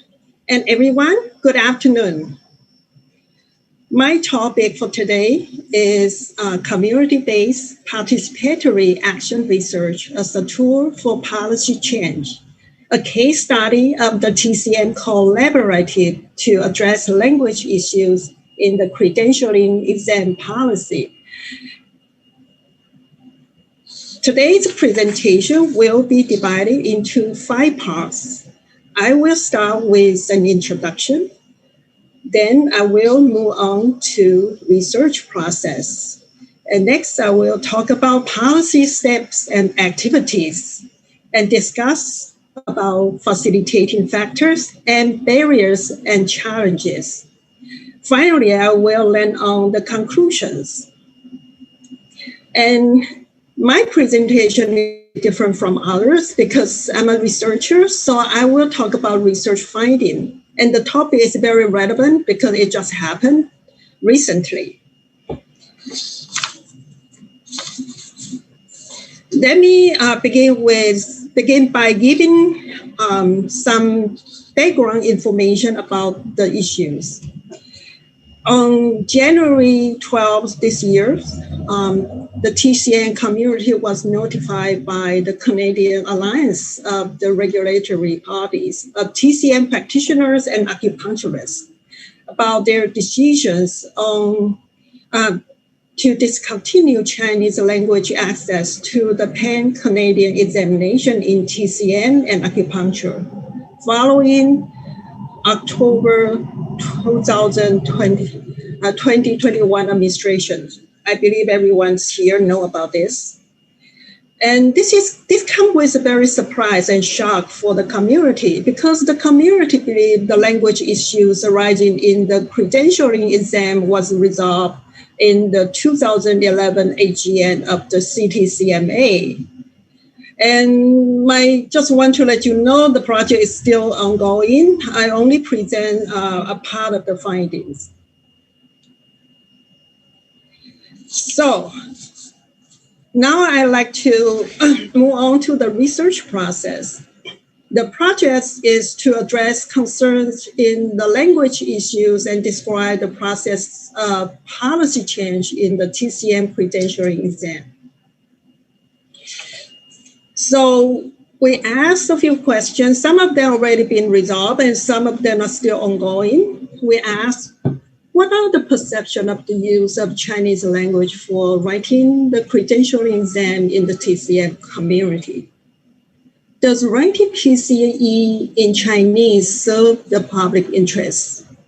What are the short-term and long-term solutions of the language issues that arose in the recent credentialing exam policy change? How does the TCM community affect long-term policy change? So I I chose community-based participatory action research because I believe the community is expert in this area. So working with community, I will gain the most knowledge about the issue. So we have a collaborative begin with a topic of importance to the community. That is, Chinese language is a key to access TCM knowledge. So we combine credible science with the community for advocacy to effect policy change. So we collect interview, focus groups, documents, survey, ongoing discussion, and field notes. And we, at this stage, we only do thematic analysis. So first thing we want to talk about is Chinese language. Chinese language for TCM actually is very important. I have several courses. Those courses, some of them are from CBC News. They interview a few Chinese doctors. Dr. Chin mentioned that TCM was originally recorded in traditional Chinese. And Dr. Yang stated that when a question or debate arises, we always go to the origin of the Chinese doctrine or textbook to find an answer. That is why it is important to keep the Chinese language in the traditional Chinese medicine profession. One of the TCM leaders in BC, Dr. Lu, also talk about, let me speak in Chinese because I write in Chinese. She said, 目前全球没有一部可以精准无误阐释中医基础理论、治疗方法和中医四大经典的著作。如果出于公众安全的考量，大多数人用中文，既可以精确地掌握中医的基础理论、治疗方案，也可以精确、精准地记录保护大众和医生的医疗治疗记录病例，所以为了公众的安全，应该保留中医中文考试。I think that this core is very, very important because the college continue to challenge TCM about the public safety, and this is one of the statements that can be used. So in this study, we identify policy steps and activity, which are problem identification, setting the agenda, constructing policy alternatives, deciding on the policy to pursue, and policy-related activities. And because this project is still ongoing, so we only present some of the findings in this presentation. The problem that we identified, there are 3 problems that we identified in the past few months. The first one is the role confusion between COP and CTCMA regarding the credentialing exam. The second problem is what is the meaning of AGM resolution in CTCMA? 3 is illegal process, the bylaws amendments.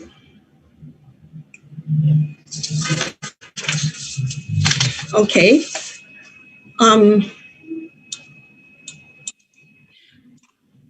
first question we like to ask, who had the final say regarding the credentialing exam?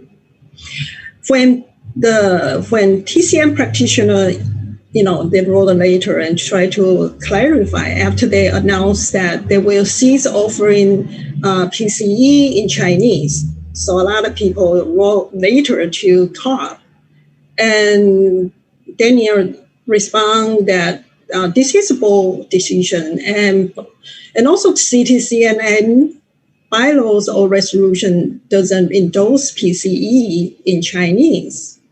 So some people emailed to CTCMA and asked about the situation, and CTCMA responded with the statement, the decision was solely made by COP. This is not made by CTCMA. So who have the final say regarding the credentialing exam?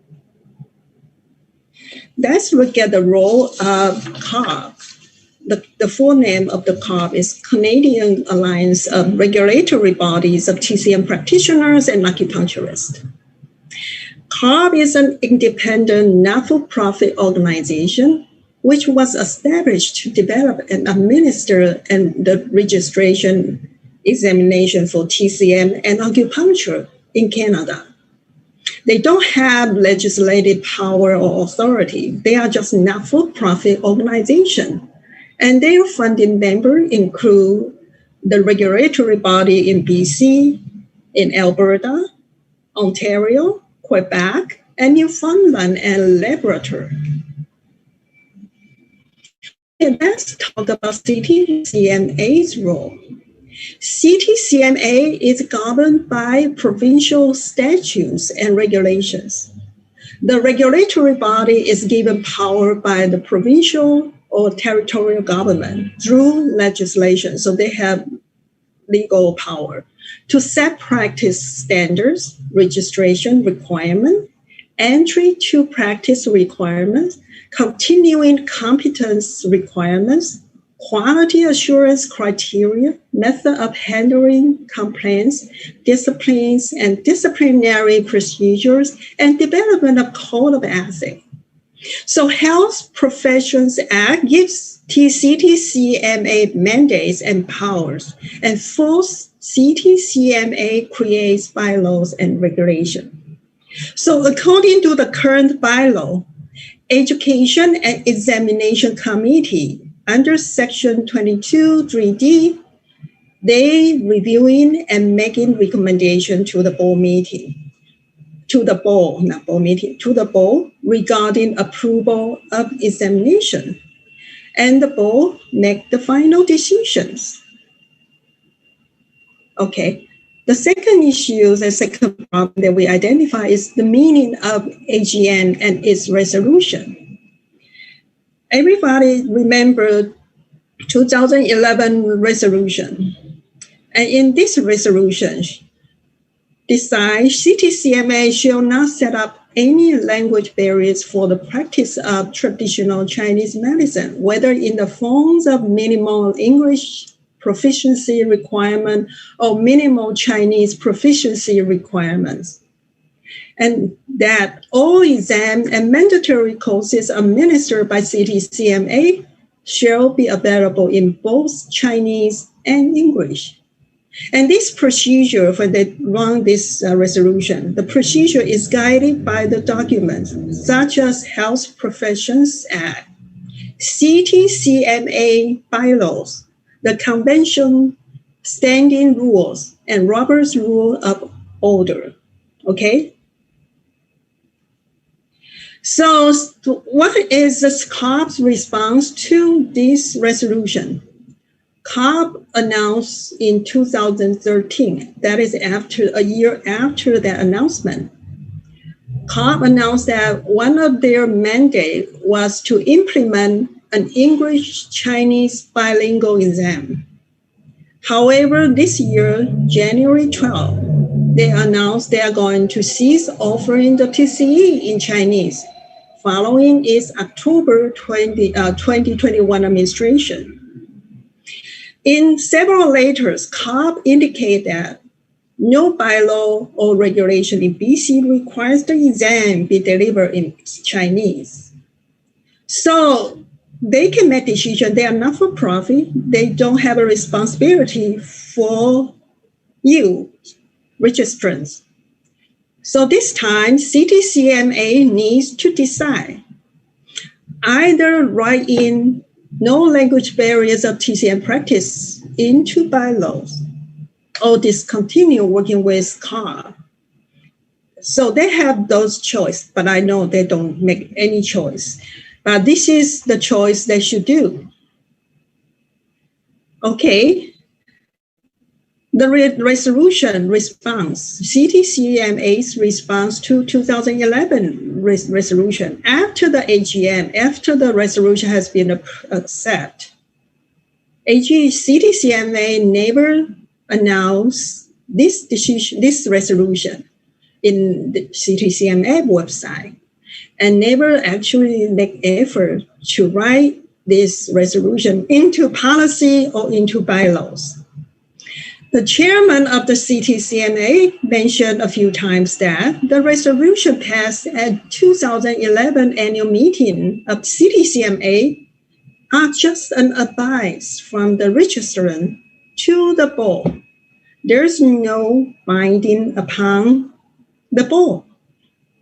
And also she said the registrant just license of the college.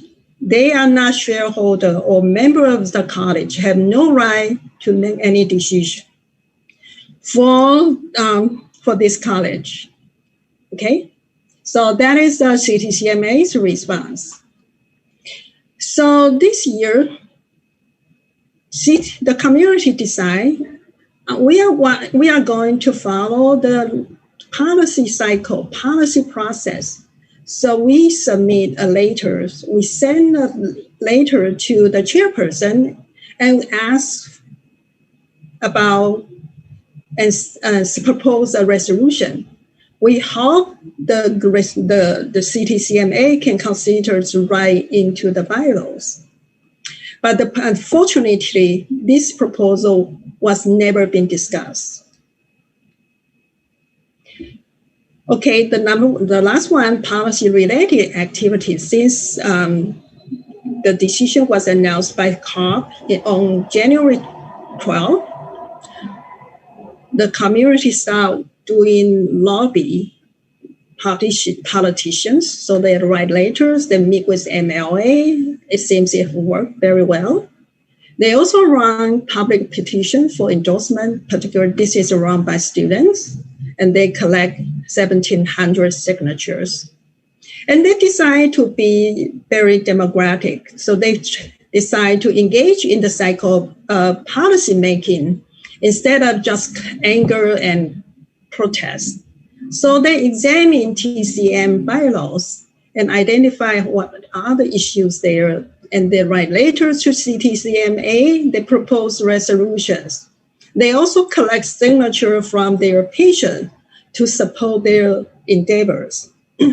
So these are policy-related activity has been done so far. Okay, the third issue is illegal process of the bylaws amendment. While the community start working on the bylaw, they find out the bylaw was illegal. The bylaw amendment in 2017 was illegal. CTCMA, by the Health Professions Act, Section 19(6.2), they filed amendment with the Ministry of Health on December 14, 2017, without informing the registrant and the public.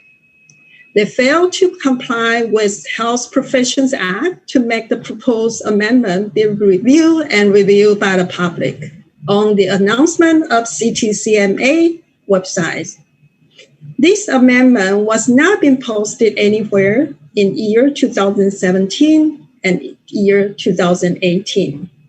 CTCMA announced the approved bylaws amendment by Ministry of Health on May 25th, 2018, without notice of the proposed amendment and 3 months consultations. And you can find that in 2017 announcement, you couldn't find the information about what I just mentioned. You also cannot find announcement in 2018. However, you can find the already approved, officially approved by new bylaws filed with Ministry of Health on May 25th, 2018. Okay, so, and the student continue find the pattern continue in 2020 of many amendments, but I'm not going to talk about that this time. And they try to engage in the proper way to voice their concern. However, they continue being pissed off college want to discuss PCE in March board meeting, but they didn't. I review all the minutes. And they try to submit the proposal for the board to hopefully they can discuss the policy change. They refuse. And so let's talk about what is the facilitating factor during the event, because the conclusion, they actually have very good result in certain way, but there is also have an ongoing issue. So let's talk about facilitating factors. The community, they want to learn more about the law and the legal situations. So the community conduct 2 well-attended professional education workshops to enhance TCM jurisprudence and the knowledge of policy cycle and political process. The community also organized public forums to discuss and identify issues and concerns. The community formed an informal alliance to carry out an action plan. What are the barriers and challenges during the process since January 12 to now? The first challenge is CTCMA discourage boys from registering and the public. This can be found in 2017, the new amendment. The new amendment prevents the registrant and the public from having the voice towards CTCMA as by requesting and voting on resolution. This is evidenced by changing 10% requirement to 20% of signed registrants to hold an extraordinary special meeting. The second barriers and challenge is there's a lack of consistency in response to members' requests regarding the June 2021 board meeting. The community contact registrar before the board meeting in June. The registrar told them that they will amend the bylaw and to insert language access. But after the board meeting, the registrar told the community the board has carefully considered your recommendation, but it's not possible to create a bylaw due to limited authority conferred to the board. The board chairman, before the meeting, he continued in several letters because he responded all the later, and I have a chance to review. He is very consistent. He's mentioned that the 2011 AGM resolution is non-binding, and they are just advice from registrant to the board. And the board can decide not to take it. Of course, she didn't say that, but that is what it means. And during the board meeting, because several people are observers, in the beginning, he just said, there is no special issues to discuss for today's meeting. After the meeting, he sent a letter to the community and tell the community that the response is mainly that he denied 2011 resolutions authority regarding bylaws and amendment. You are just a registrar. You are not a member. You are not a shareholder. You have no right to make that decision. So that is what he emphasized. The third barriers and challenge is lack of transparency in the decision-making process. A lot of community people, it's very unclear how CTCMA makes policy decisions. They think the AGM resolution is just an advice to the board. However, they have to make 2 attempts to propose bylaws amendment on acupoint injections. Of course, this is also good. It's expand the scope of practice for TCM. But how they make that decision, who proposed it and why they propose it, there's no idea. There's no transparency. And how many people support that? Who can do it? No idea. So let's ask one question. Who makes decision within the college? The chairman indicated that health professions are no longer self-governing. And they keep saying that the authority of the regulator of healthcare profession is established by government statute through the Health Professions Act. I agree. And he said, at best, we have the privilege of advising the government of the best practice, but have no authority to enact bylaws without government approval. We totally agree. But who is we? Who can advise the government? And based on what is unclear.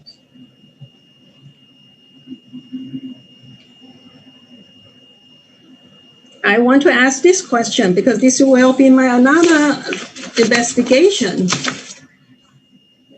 Are regulated health professions self-governing in BC? We all know that we are self-governing, but the chairman said no, we're no longer self-governing. And I need to find more document to understand when do we stop self-governing? Okay, my conclusion is in this first phase of the collaborative, the TCM community was able to secure funding from the provincial government to support Chinese-based PCE, and which will continue until 2023. Very good. Case solved, but it's only temporary because only until 2023. We want to thank our government and Ken, our Minister of Advanced Education and Skill Trainings. Okay. The CTCMA also promised they will work out a long-term solution regarding the offering of the PCE in Chinese after 2023. We hope, we wish, we hope. Okay. And the collaborative will continue seeking for policy change. Who are the collaborative? The collaborative includes TCM professional organizations. So there are several organizations involved in this collaborative.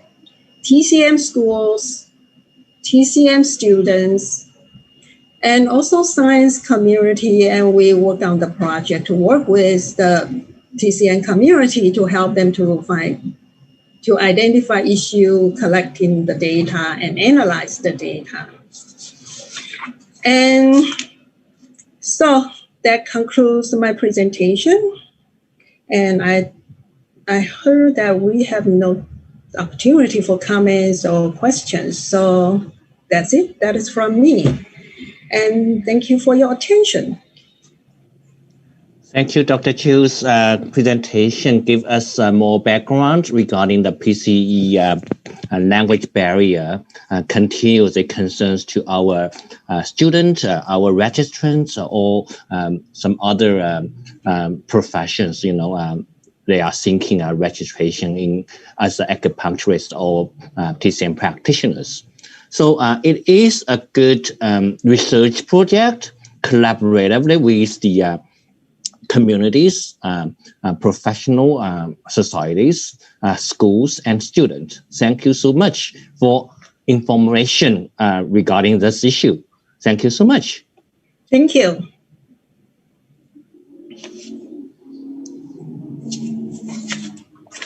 So our next speaker is Dr.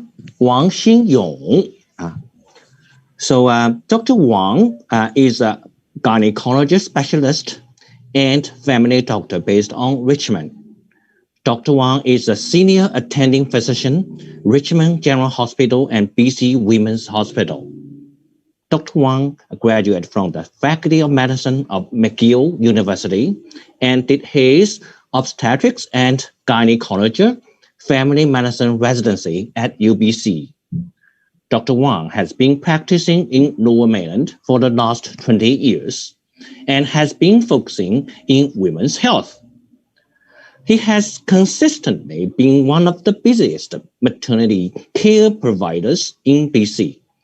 Dr. Wang sits boards of directors for Chinese Canadian Medical Society BC and was past president of CCM SBC from 2016 to 2019.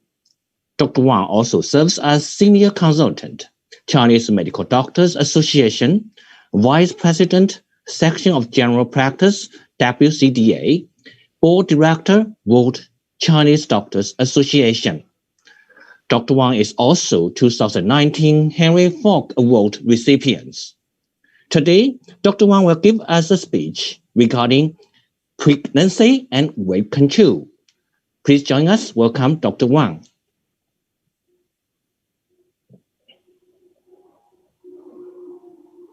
Let me check.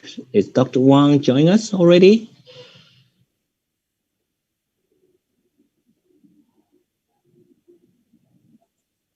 Okay, just hold on a second. Waiting for Dr. Wang join us.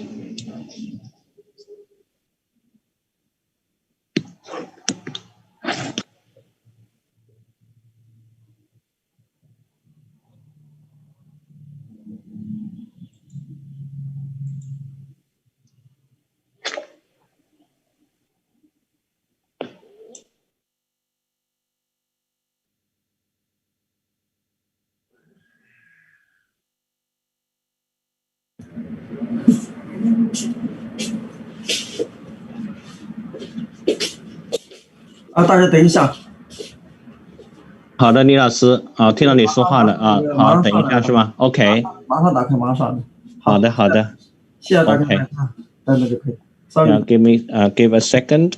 Dr. Wang will join us.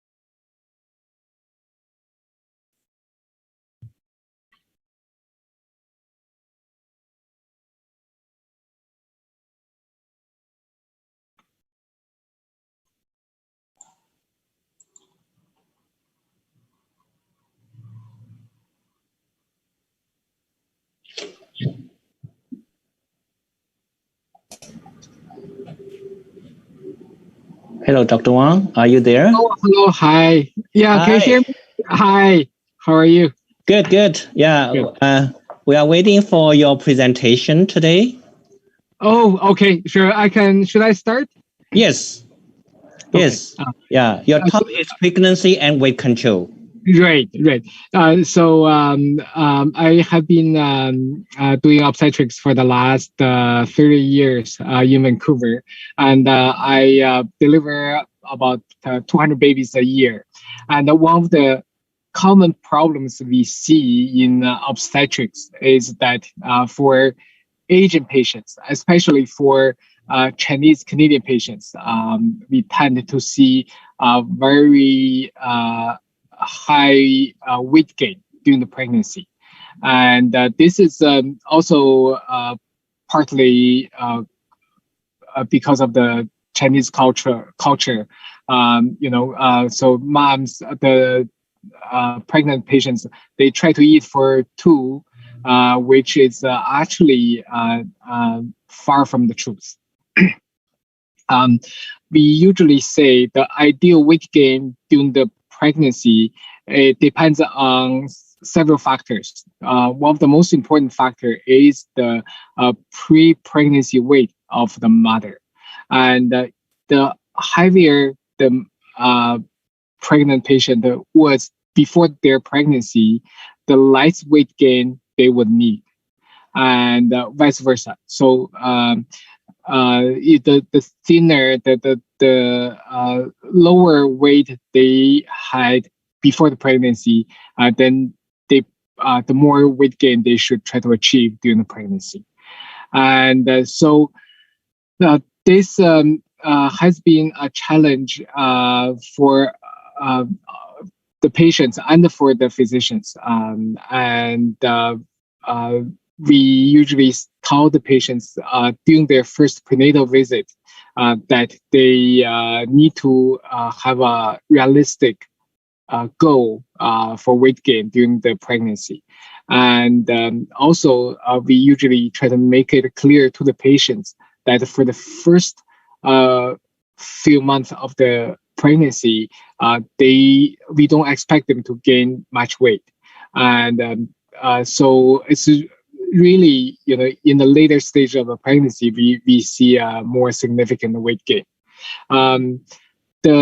With the nausea, vomiting, and during the pregnancy, many patients even lose weight during the early pregnancy, and they tend to get anxious and saying, "Oh my God, is my baby okay? I'm actually not gaining weight, and if I lose weight, is my baby going to be affected? Is the growth going to be affected?" And we usually try to reassure patients that it's very common for moms for pregnant patients to lose a bit weight in the early stage of the pregnancy. As long as the weight reduction, as long as the weight loss is not too severe or too significant, then it's not anything that we will worry, and it's not and it will not really affect the growth of the fetus. And after usually the 20 weeks of gestation, the weight gain for pregnant patients starts to accelerate. And we usually tell mom that depending on their body mass index, their BMI, then they ideally should gain not more than 15 to 20 kilos of weight during the whole pregnancy. And the body mass index is a key factor in deciding, in projecting what's the ideal weight gain during the pregnancy. And the body mass index is calculated by dividing the weight of the patient by the square of their height. And so the taller the patient is for the same weight, then their BMI will be lower. And the lower their BMI before the pregnancy, the more weight that they should gain. And the higher their BMI before the pregnancy, the lower weight gain they should try to achieve during the pregnancy. Why are we so conscientious? Why are we so strict with the weight gain during the pregnancy? It's because we know with excessive weight gain, it can cause complications for the mother and for the baby. And the most obvious consequence for excessive weight gain is we will have a bigger fetus, and that a bigger baby would increase the risk for C-sections. A bigger baby would increase the risk for infections during the delivery, and a bigger baby during the pregnancy would increase a bigger baby would increase the risk for postpartum hemorrhage. So too much bleeding after the delivery, and also it increased risk for pregnancy-induced high blood pressure. It increased tremendously the risk for gestational diabetes, and it increased the risk for preterm labor. And I want to emphasize the risk of diabetes, gestational diabetes during the pregnancy due to excessive weight gain. Unfortunately, in the Chinese Canadian community, gestational diabetes, so diabetes in pregnancy, is extremely common, and we have almost 1 in 5 pregnant patients who will be diagnosed of gestational diabetes.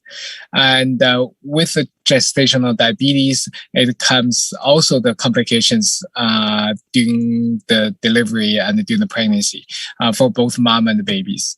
And when mom has a gestational diabetes, the baby tends to have hypoglycemia, tends to have a low blood sugar during the neonatal period. So once they were just born, in the first 24 hours, they tend to have extreme low sugar, and sometimes it needs to be resuscitated.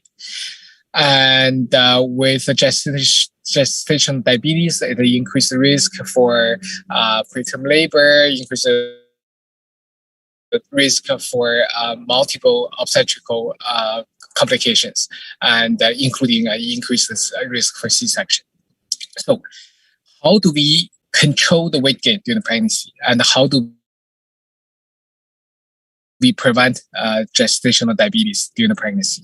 And I usually tell patients diet and exercises are key, and attention paying to diet and exercises, to lifestyle changes, should be started in the initial stage of the pregnancy.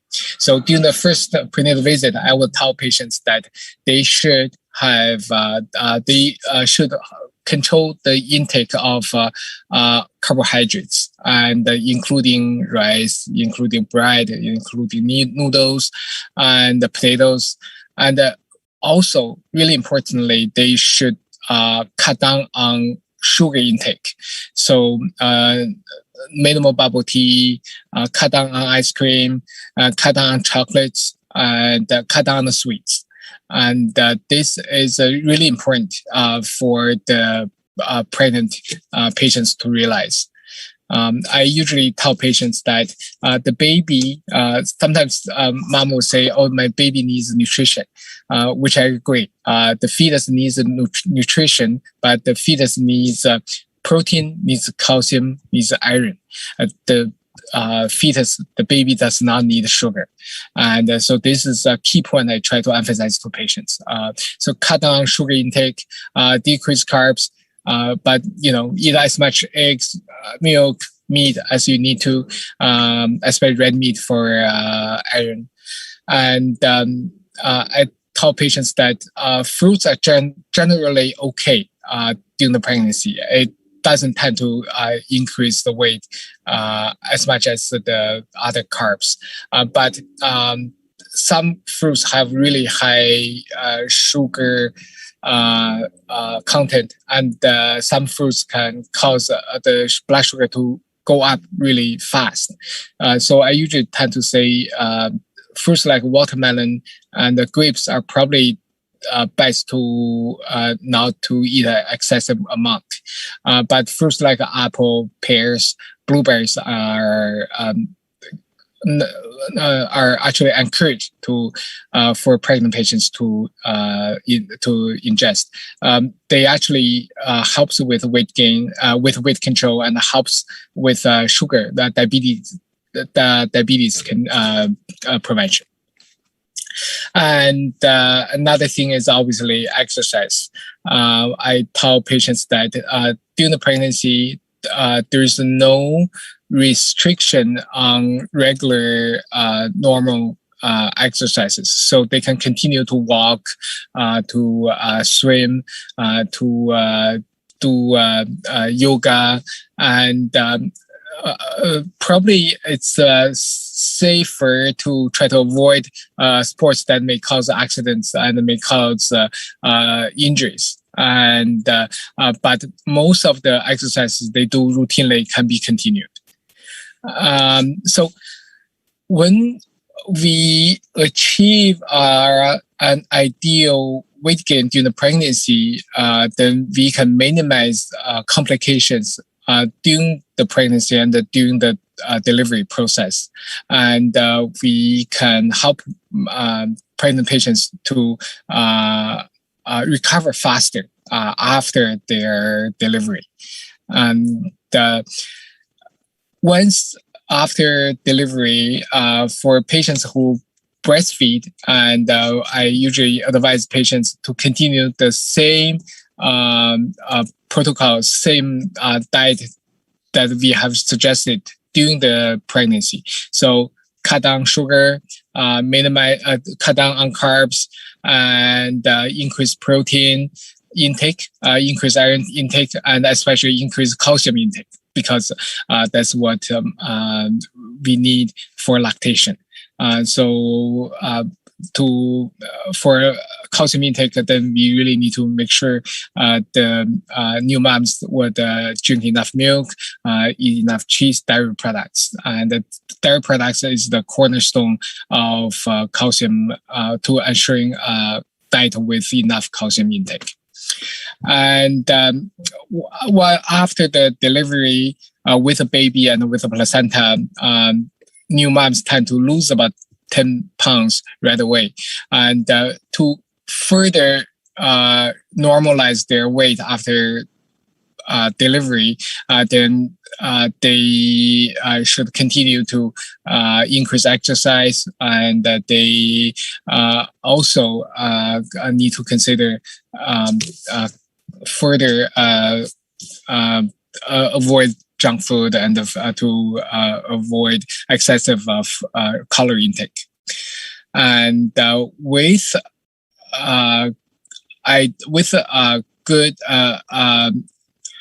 good weight gain, if they can avoid excessive weight gain during the pregnancy, they can stand a much better chance to have a healthy baby and to recover faster after the delivery. And I think this is all I'm going to talk about for this presentation. And I'm not sure if there are any questions, and I'm happy to answer any questions the participants may have. Great, thanks, Dr. Wen. Any questions to Dr. Wen? We still have a couple of minutes. If you have any questions, just feel free to ask Dr. Wen.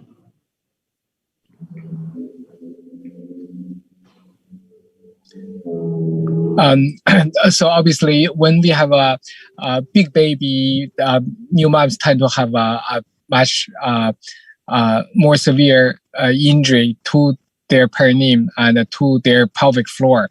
And so that's another reason to avoid excessive weight gain. So if they want to avoid urinary incontinence, if they want to avoid uterine prolapse, that's another motivating factor to talk to the pregnant patients and to make sure that they don't gain excessive weight. Yeah. Great. Thank you, Dr. Wen. Thanks for taking time with us with your busy schedule. You have so many visits every day. So we really much appreciated your time spending with us. Yeah, thank you so much. Yeah, thank you. Enjoy the rest of the day. Thank you. Bye-bye.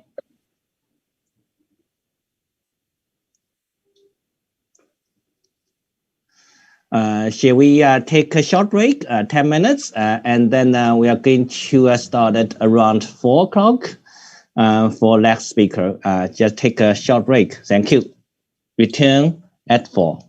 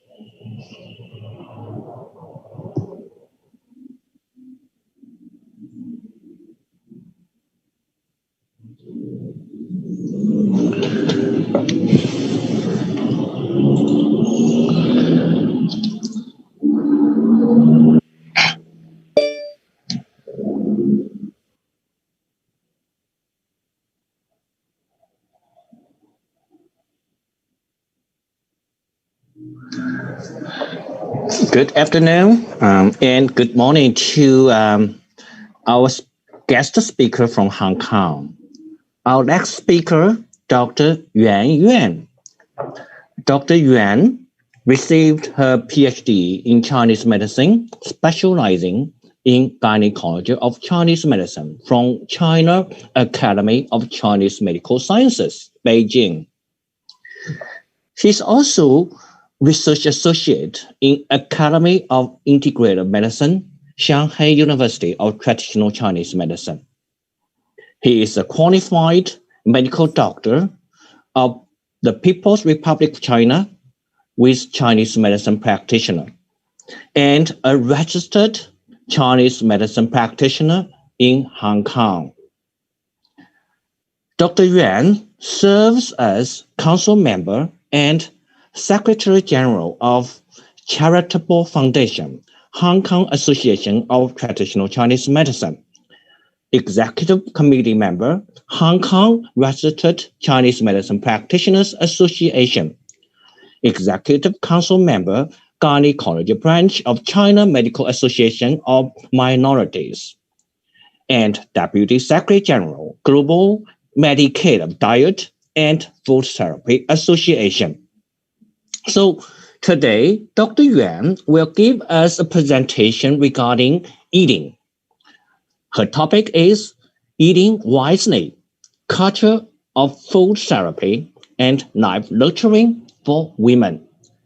Please join us. Welcome Dr. Yuan for presentation.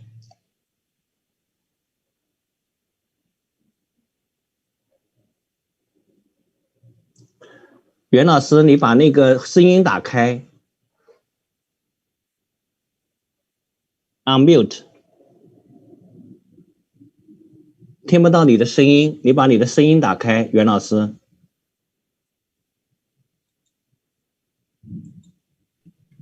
Okay, can you hear me? Yes, Dr. Yuan, very good. Yeah.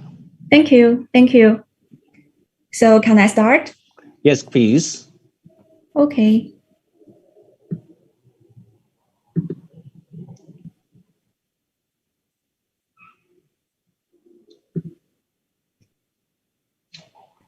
That's perfect.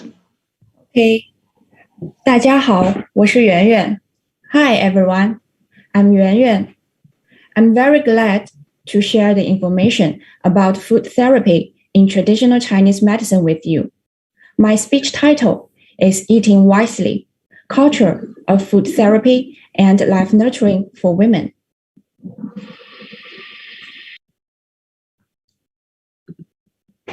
The talk has two parts. Part 1 is overview of food therapy and life nurturing. I will introduce the concept, effect, and principle of food therapy and life nurturing. In the second part, you will know some specific diet recommendations in different situations of women's life, such as menstruation, pregnant, and menopause. Okay. Part 1 is the overview of food therapy and life nurturing. First of all, we should know some concepts. Life nurturing is to use traditional way to promote health, prevent disease, and enhance longevity. It's also called health preservation. The methods contain qigong, meditation, etc. Food therapy is one of the life nurturing methods. It's to use the characteristics of food to regulate body physical functions under traditional Chinese medicine guidance. In traditional Chinese medicine, food is more than providing us energy and nutrients. What's more important, it can correct body disharmony by using its own character. In this level, food has the medical function. We call it homology of medicine and food. So, what's the medical effect of food in traditional Chinese medicine? There are three. The first one is to replenish qi and blood, to tonify viscera and bowels. That means to increase the healthy element in our body. For example, chamomile tonify qi and engender fluid. Chinese yam can notify the spleen and replenish qi. The second one is to treat excess by purgation and eliminate the pathogenic factors. That means to drive the unhealthy element out of body. The examples are like Hall can promote digestion and remove food retention, and cockseed can induce diuresis and alleviate edema. The third function is to modulate yin and yang, such as mutton can warm and tonify yang, lily balms can enrich yin. So, if we eat well, the proper food can help us to tonify viscera and bowels to avoid illness, and will prolong human life expectancy and observe the anti-aging effect, and could treat some diseases. There are 4 ways in food therapy. Now we can see the warm tonification in the lower left corner. It means to use food to increase yang in body and warm body. Dried longan and Chinese date belong to warm tonification food. In the upper right corner, we see cool tonification. It means to use food to increase yin or decrease yang fire in body and make body feel cool or calm. Bitter gourd and watermelon belong to this kind.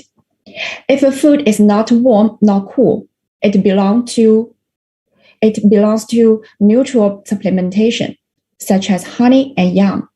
This kind of food always can tonify qi and blood. If the disharmony is too obvious, we can use the method of drastic supplementation. It's like use mutton with spice to warm yang qi, use soft-shell turtle to tonify yin. Well, we know different foods have different characters, but how to distinguish them? We can differentiate them from 5 flavors for qi and meridian entries. 5 flavors are the 5 tastes of food and drugs. They represent the basic actions acting on our body of the food or drugs. The first flavor is sourness. Smoked plum, using for plum syrup. Lemon and haw are sour taste. The function of this kind of food is astringent. It could arrest discharges due to insecure healthy qi and declined visceral function, which means it can help to decrease unnecessary sweating, relieve hyperuresis, and mild diarrhea. Bitter gourd, celtus leaf mustard are all have bitter taste. It could clear heat, purge fire, and detoxifying. Try to use them when you have acne, yellow urine, or feel annoyed. It's obvious that maltose, Chinese date, and pumpkin are sweet. In traditional Chinese medicine, sweetness can tonify healthy qi and relax tension. So if someone feels tired or has mild abdominal pain, if we know there is no organic disease, we can use sweet food to relieve the discomfort. Pungent food, or we say spicy food, can induce interior disease, move out to the exterior, regulate and move qi. We can use them to treat common cold. Green Chinese onions, garlic, and ginger belong to this kind. Salty food can help to soften hardness and dissipate binds, relax the bowels. It contains nori, seaweed, and turtle shell. 4 qi means the 4 basic properties of food or drugs: cold, cool, hot, and warm. The cool or warm here are not represent the temperature. If we say a food is cold or cool, it means the food can clear heat, purge fire, and detoxify in traditional Chinese medicine, and can make us feel cool and calm. The representative cold food contains watermelon and mung bean. Cool food contains duck egg and tofu.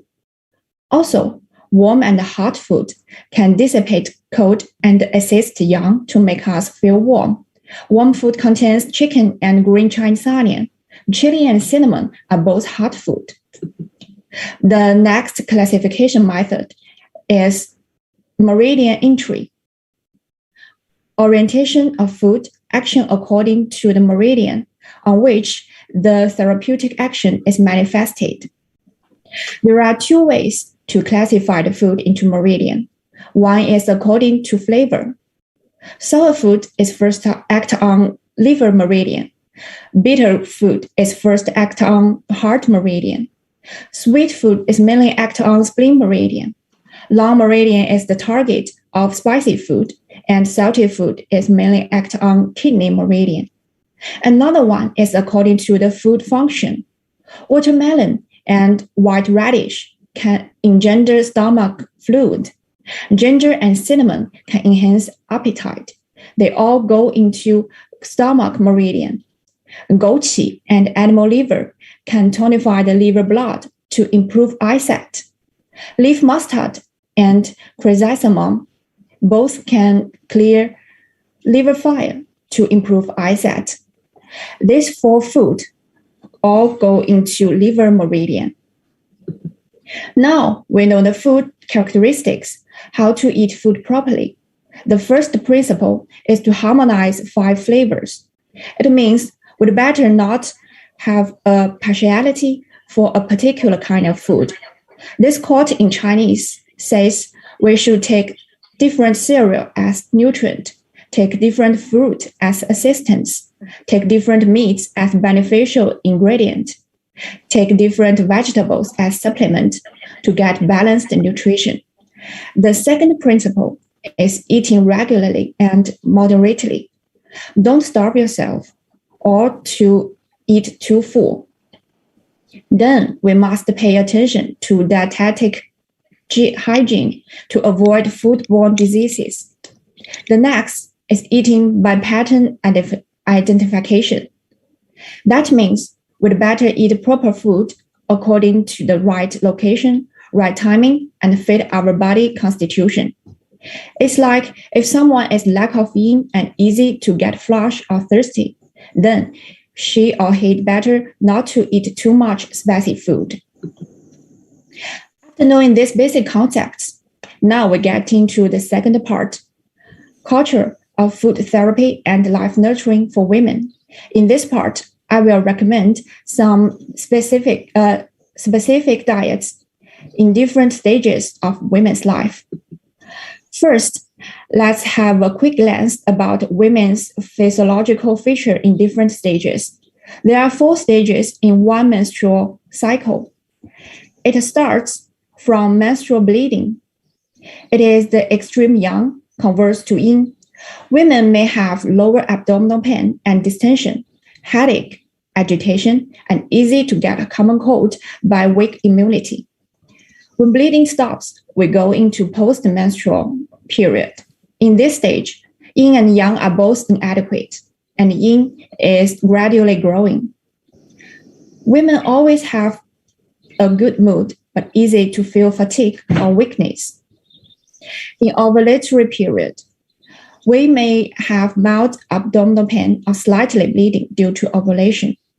It is the best timing to get pregnant. In premenstrual period, both yin and yang are exuberant. Women are easy to have bad mood. The abdominal pain may start. This is the traditional Chinese medicine physiological feature in menstruation. We know human body has yin, yang, qi, and blood. For pregnant women, large amounts of yin blood are used. One part is used to tonify breast to prepare milk production. Another part is pouring downward to nourish fetus. Essential qi is also kept in uterus, so there is no menstruation in pregnant stage. Deficiency of qi and blood will induce fatigue and dizziness, and blocked stomach qi will lead nausea and vomiting. If the balance of yin, yang, qi, and blood is broken, pregnant women may have metabolic disorders such as hypothyroidism, gestational diabetes, and pregnancy-induced hypertension. The puerperal period, I have good voice to tell you the feeling because I have my baby this March. After the delivery, the most obvious symptom is profuse spontaneous sweating. Every day, I sweat from 1 p.m. to 4 p.m.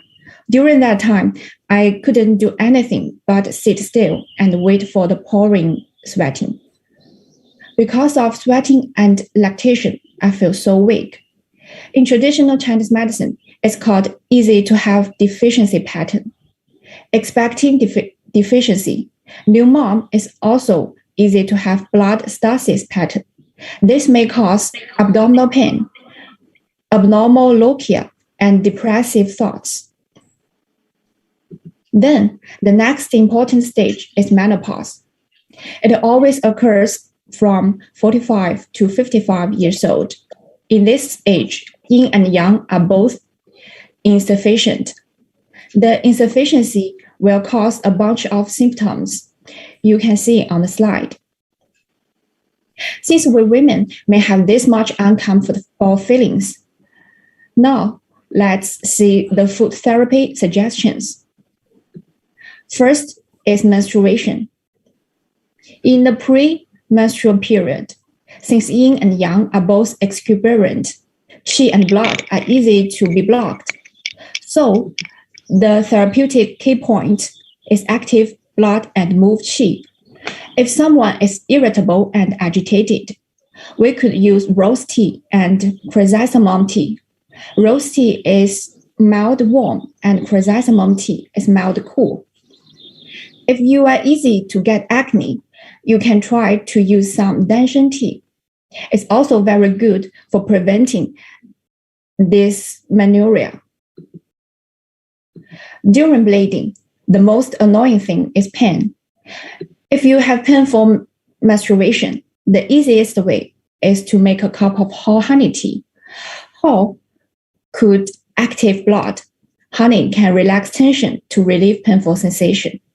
If you get pain and easy to feel cold, or you are in winter, cinnamon and ginger tea is the good choice.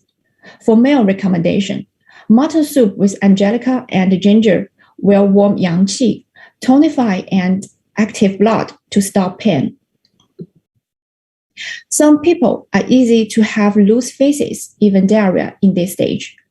If the diarrhea is not serious, we can take white hyacinth bean porridge with yam and stewed pork tripe with lotus seed. Yam, white bean, or lotus seed all can fortify the spleen and drain dampness. When the bleeding is over, part of qi is excreted along with blood. It's running smoothly, so the mood is better than before, but we're easy to be tired. At this moment, we can use some ginseng or huang qi to tonify qi. Yam porridge with huangqi is the good choice. In ovulatory period, the most important thing is to promote ovulation. It is the key to get pregnant and keep normal menstruation period. Adequate kidney qi and essence and activated blood is helpful for ovulation. Steamed walnut with yellow rice wine. Chicken soup with danshen, dangui, and xiangfu both could replenish kidney qi and essence and activate blood. It's good to take during this stage. For pregnant women, we could eat different meal in different time. From the start to the 3rd month is the early pregnancy. 4th to 7th month is the mid pregnancy. The 8th month to delivery is the late pregnancy. For early pregnancy, even a healthy pregnant woman without any uncomfort, there are still some routine suggestions. The most important one is to replenish folic acid. It is essential for fetal neuron development. Lack of folic acid may lead to some birth defect. Folic acid is abundant in green vegetable, fruit, and animal liver. Pork liver broth with wolfberry leaf is the representative diet. But it is not enough just to rely on natural food. Pregnant women and women preparing for pregnancy need replenish folic acid 400 microgram per day. Since it needs time to accumulate enough folic acid in body, you should use supplement at least 3 months before pregnant. Iron is also very important to pregnant women. Lack of iron could lead to premature birth, low birth weight of newborn, and pregnant women may not gain enough weight. It is abundant in red meat, animal liver, animal blood. Vitamin C facilitates iron absorption. Fried pork liver with green pepper, fried duck blood with leek are excellent choices to fill up body iron. The next is iodine. It is necessary to thyroid function, which is related to intelligence development. Iodine in iodized salt is not enough for pregnant women, especially in iodine deficient area, which is far from the sea. We should take at least 1 meal with rich iodination food per week. Mussel, kelp, seaweed contain abundant iodine. If someone has nausea, even vomiting, we could prepare some herbal cuisine. If the one has morning sick and always feel tired and cold, always has loose stool, that means she is lacking of spleen qi and could take ginger glutinous rice porridge. If the one is easy to be irritated or anxious, always have bitter taste in the morning, it's the symptom of liver qi invading the stomach. Dried orange peel ginger tea can move qi and relieve nausea. For mid-pregnant and late pregnant women, folic acid is not that necessary since fetal fundamental neural development is complete in the first 3 months. Now we could focus on other nutrients. DHA is good for fetal brain and retina development. It's abundant in deep sea fish like codfish, hairtail, sorry, and yellow croakers. So pregnant women can eat deep sea fish meal 2 to 3 times per week, but we must avoid taking large fish like shark, sailfish, and tuna. Large fish always contain too much mercury, which is very bad for fetus. Calcium is also important for pregnant women. Lack of calcium is bad for blood pressure control and may lead to fetal soft score. It's abundant in milk, soybean product. We should drink at least 500 milliliter milk per day. If you will use soybean milk for replacement, double the dose. Pregnant women are easy to have constipation. If the stool is not dry but need great effort to evacuate, and the person has facial pallor and lassitude, it's Qi deficiency. Honey milk is the simple way to solve the problem. Sweet potato also can help because of the rich fiber. If the one has dry faces, always feel thirsty, easy to have palpitation of heart, she is lack of yin and fluid, and she can use pine nut sugar or hemp seed porridge to lubricate the bowels. After the delivery, we get into puerperal period. There are 42 days in the whole period. In the first week, we need to expel unnecessary extra fluid and blood out of our body. In the second week, we need to regulate our body to yin and yang harmony. From the third week to the end, we can notify the deficient qi and blood. In the first week, the K word is expel. We need to facilitate the exclusion of lochia and uterine contraction, and there is no need to promote milk production. If so, it may lead to mammary gland blockage. That means we shouldn't take high-fat diet. Lean pork soup with angelica and ginger, millet congee with brown sugar are good choices. They can restore our energy while not worried to take too much fat. The second week, we need to regulate to harmony. We may eat some food to promote milk production, but still need to avoid high-fat diet. We can take crucian and bean curd soup, black bean, sesame, and peanut porridge to regulate the liver and supplement the kidney. In the third stage, we can tonify qi and replenish blood, which lost in labor, milk secretion, and sweating in the first 2 weeks, and keep to promote milk production. The diet recommendations contain hen soup with red jujube and yam, and pork trotter soup with tongtao. For menopausal women, the basic condition that leading to all these symptoms is kidney yin and yang deficiency. So the solution is to enrich the kidney and replenish yin, warm the kidney yang. If the one is easy to get hot flashes, spontaneous sweating, or has vaginal dryness, it's due to kidney yin deficiency. She can use steamed soft shell turtle with goqi and duck soup with mung bean and winter warm summer herb, which can tonify kidney yin while clear extra fire in body. If someone is upset by headache, insomnia, or memory loss, she can try dishes containing ginkgo, tianma, and white jujube seed.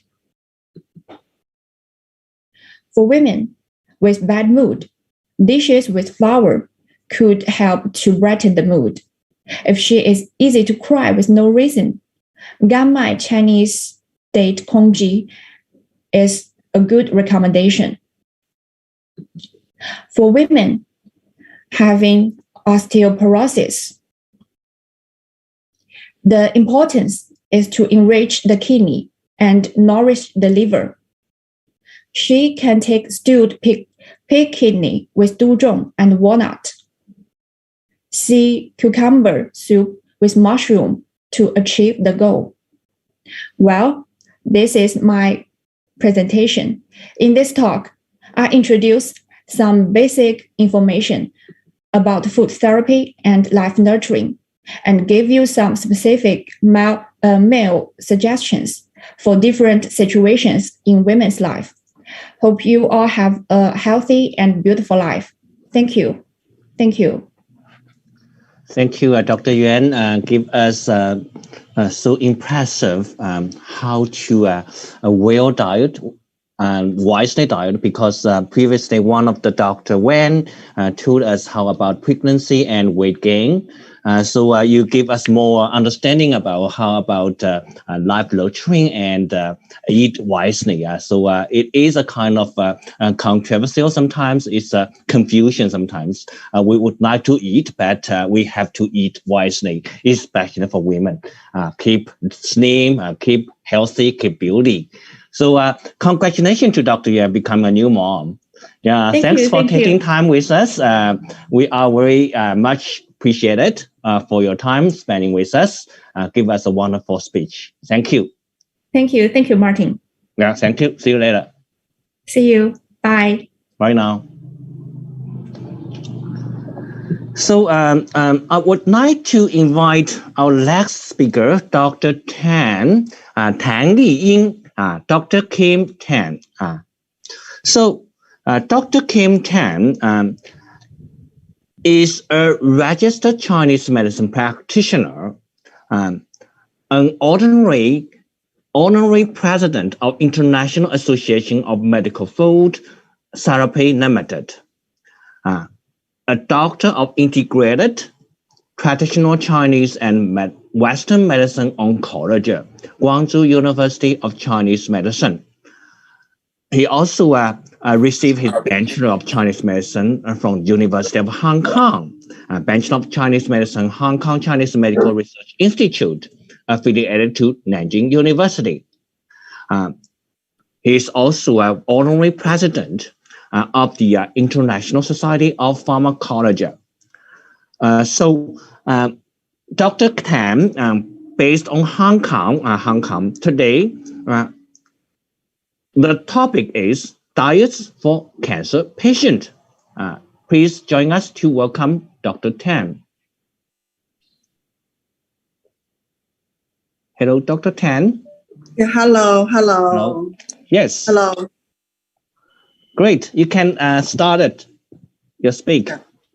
Okay. Hello, ladies and gentlemen. This is Dr. Kim Tan. It's an honor to see you at the meeting. This time, I will share with you diet of cancer patients. The speech outline: 1. Cause of cancer. 2. Diagnosis TCM. 3. Food therapy for cancer patients before radiotherapy, chemotherapy. 4. Prohibitive foods for cancer patients during radiotherapy and chemotherapy. 5. Diet seasonal for cancer prevention, cancer fighter, and cancer patients during treatment. 6. Health care regimen. First, a measure. There is a gift. Try to conceive in your mind. Not too big, but the size of a golf ball. The package is properly like this. I will let you in before seeing the contents. I will tell you the function of this gift. He will bring your family together, and you will feel the love and gratitude you have never seen before. You will contact, admire, and love the friends you haven't seen for a long time. The feeling will overwhelm you. You will re-examine the order of important things in life. You will redefine your views of spirituality and faith. You will also have new knowledge and belief in your body. You will have unparalleled vitality and energy. You will be able to expand your vocabulary and meet new people.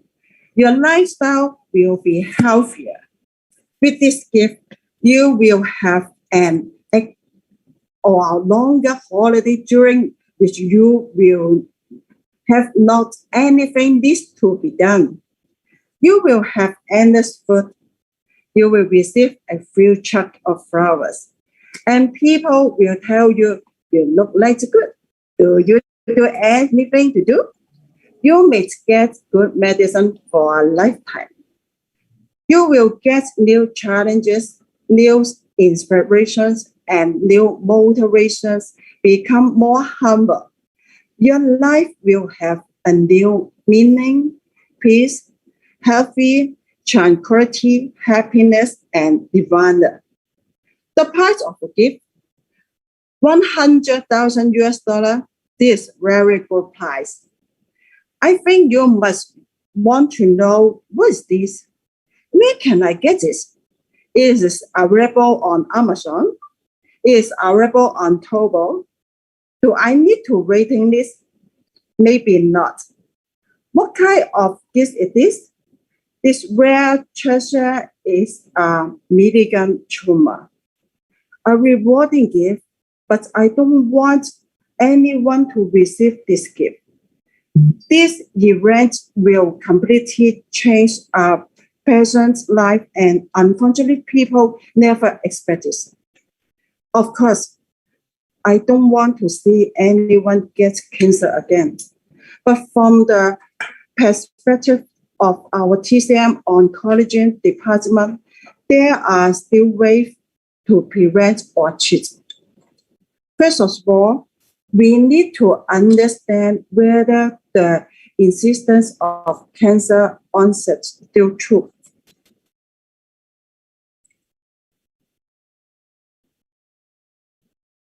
Now, please let me share my PPT.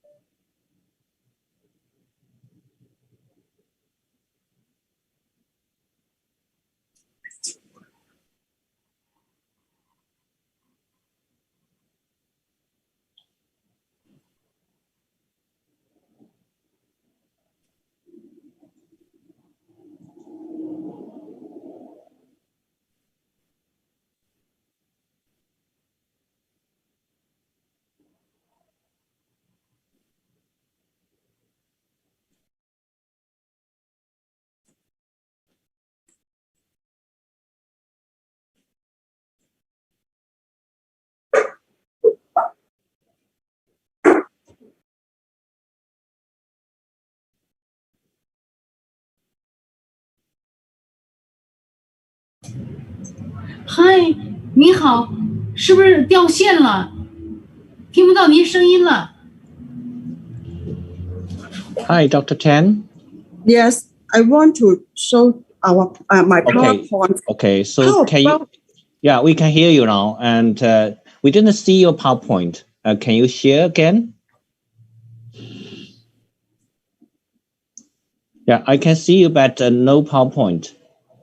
Oh. Try to share your PowerPoint. Share screen. Yeah. Yes. Yes. First of all, yeah, we need to understand whether incidence of cancer onset due to 1, Qi deficiency, 2, mental disorder, 3, invasion of negative energy, 4, unhealthy diet.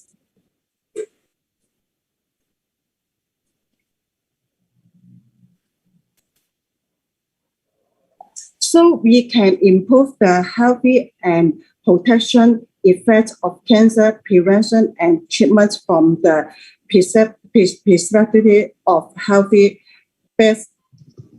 preservation. Based on individual, doctor will analyze and summarize the relevant information gathered from the 4 diagnostic method: inspection, auscultations, observations, interrogations, pulse feeling, and palpations, including all symptoms and signs. Make judgment based on this information and probe into the essence of disease. Humans must absorb nutrients from food.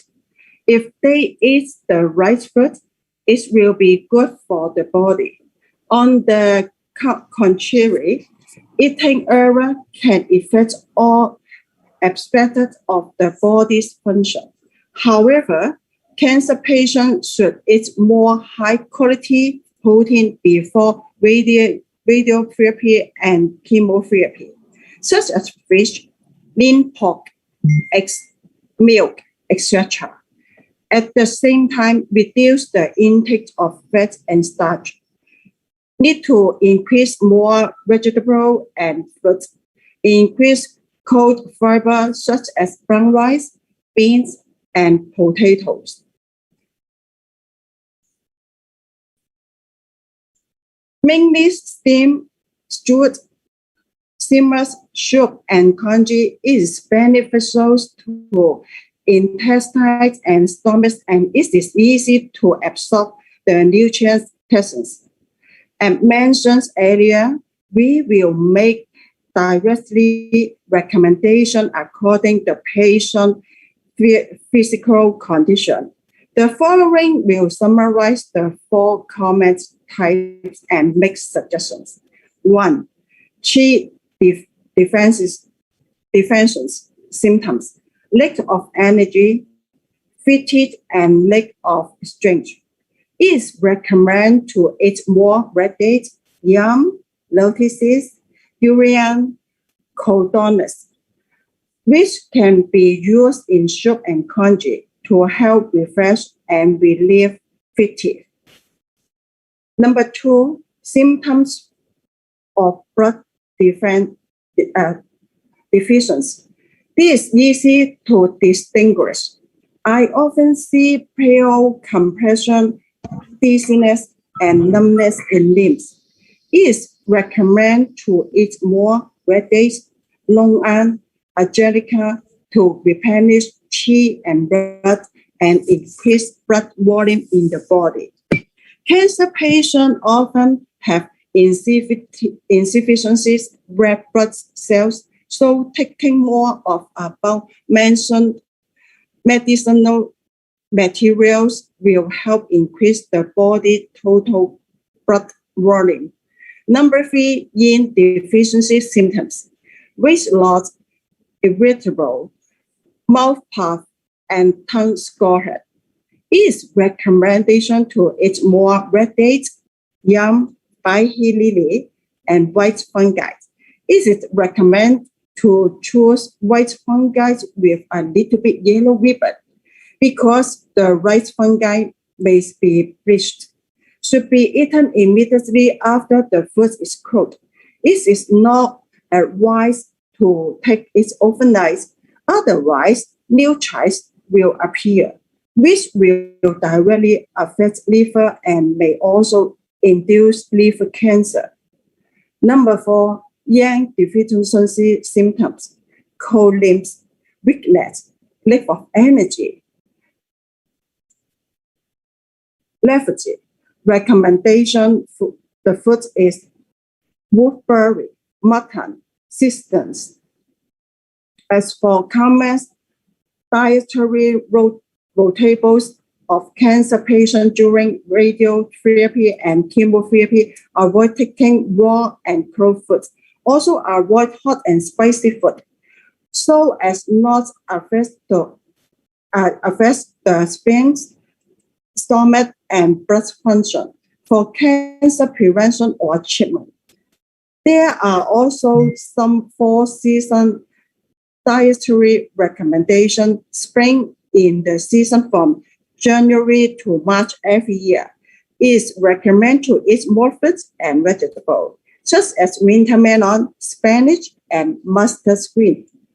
Able to June is summer. Focus on heart nourishing. You can eat more Povilla, Ophipolygon juponicus, Lucasis, lily. July to September is autumn. Dryness is common. Focus on non-nourishing. Eat more sesame, honey, and loquat. October to December is a cold winter. Focus on kidney nourishing and qi restore. Recommend mutton, fish, walnuts, and chestnuts. Regardless of whether it is cancer prevention or treatment, apart from diet, there are, of course, other things that can be coordinated. For example, moderate exercise, acupuncture, and motivation to maintain health, active cholesterol, calm mood, and psychology and music to cultivate temperament are also good methods to help maintain yin and yang energy balance. Hope the above suggestions can help you understand the healthcare concept of cancer prevention and treatment. Here, I wish everyone good health and a happy life. Thank you.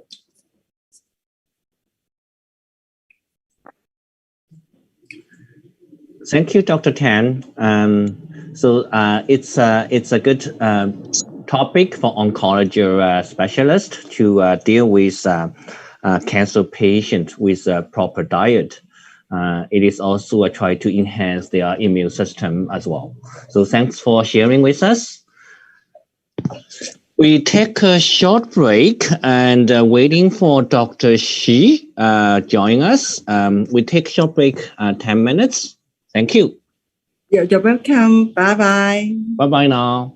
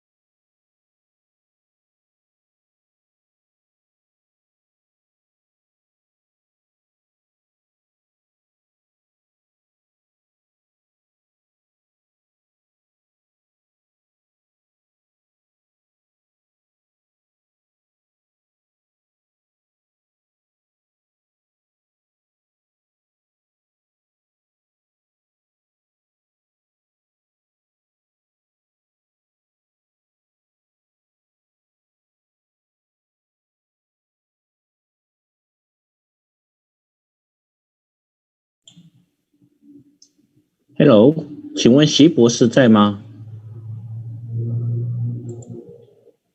？Hello。请问习博士在吗？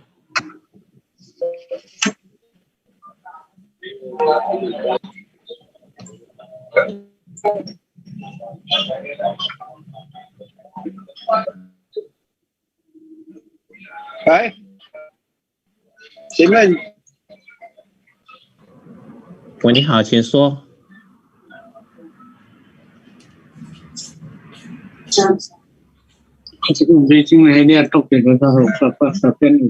先生你好，你好，是不是？现在是不是会议中啊？是不是讲座中啊？现在在休息当中，我们等习博士进场。现在休息几分钟。好，谢谢你，好，谢谢，你耐心等待。好，谢谢。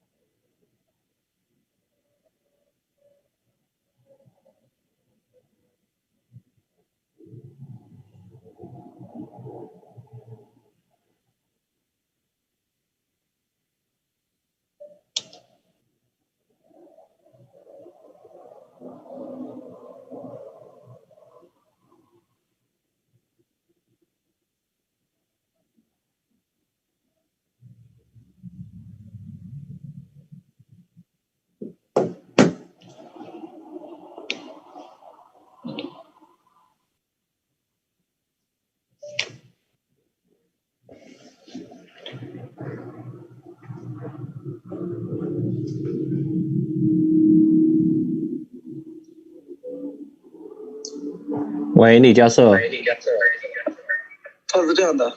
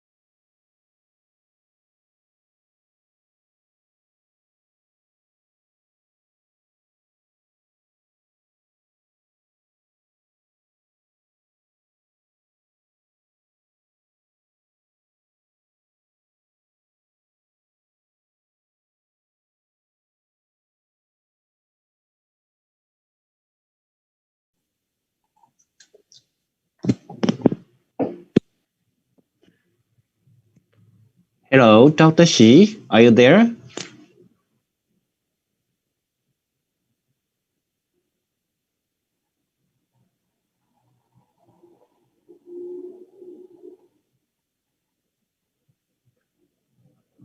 Hello, Dr. Xi. This is Martin, today's moderator. Are you there?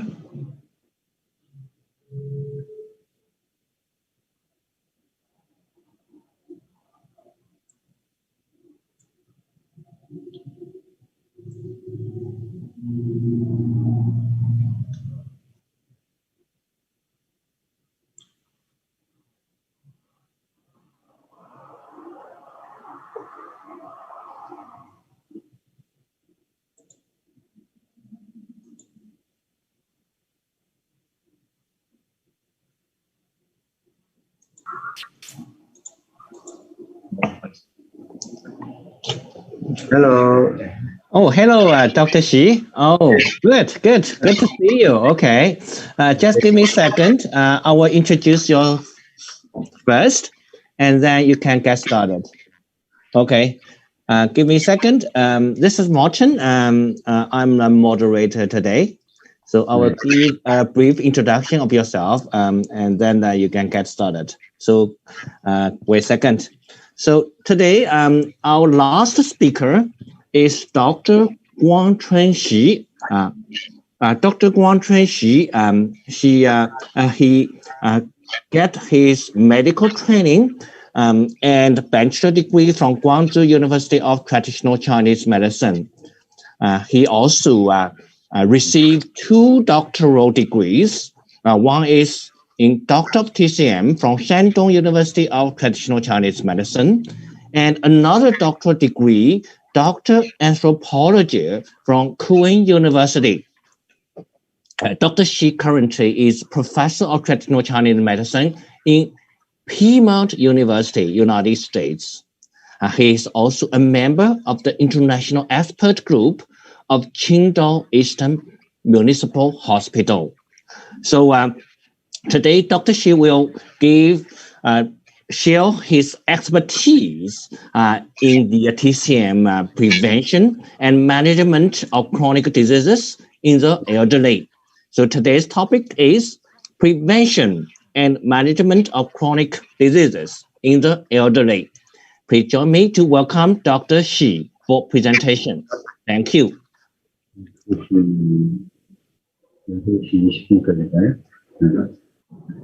Thank you. Good morning. Good morning, Dr. Xi. Yes.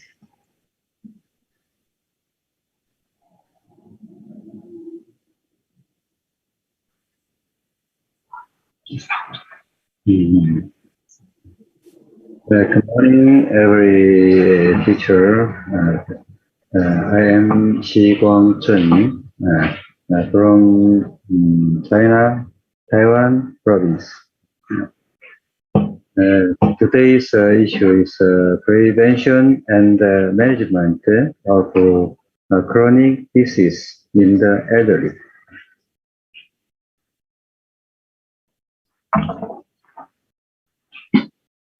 안 들어가네.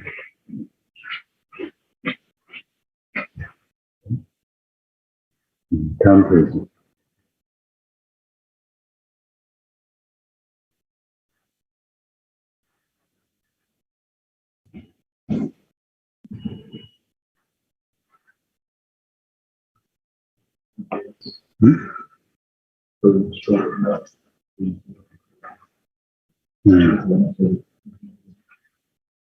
Next page cannot written.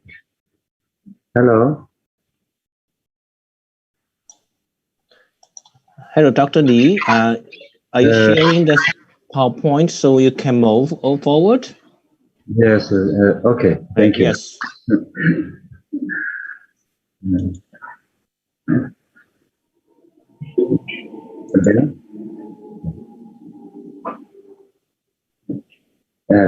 Yes, okay. Yes, many elders have disease, so I enrolled this issue and come to here. cause is unfriendly living environment. 이건 켜져야 되네, 크게. environment and aging, 老龄化. 아니, 이렇게 크게. Physically and mentally overloaded. Next page. Elderly chronic illness, cerebral vascular disease, and cardiovascular disease, high blood pressure, diabetes, chronic bronchitis, chronic obstructive pulmonary disease, COPD, elderly arthropathy, and tumor.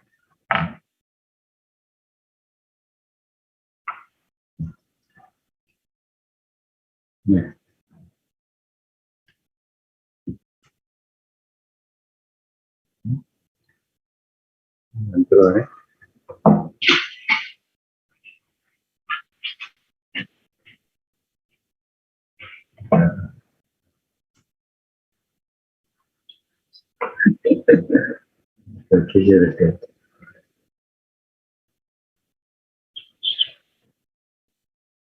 You don't belong.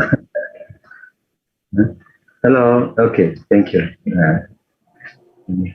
Cerebral hemorrhage has a sudden onset, and next.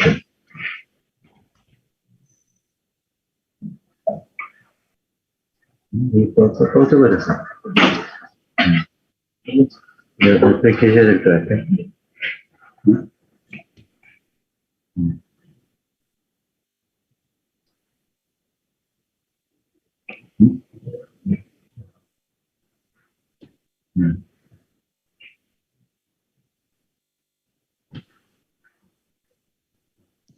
Next.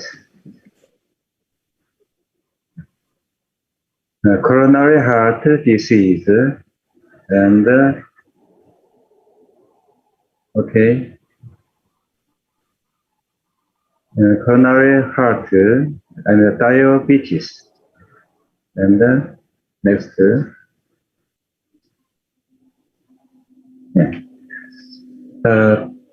A practical awareness solution of the modern traditional Chinese medicine for the elderly 1, 2, 3, 4, 5. One is beverage awareness, diet awareness, exercise awareness, and psychological awareness, and behavioral awareness. Next.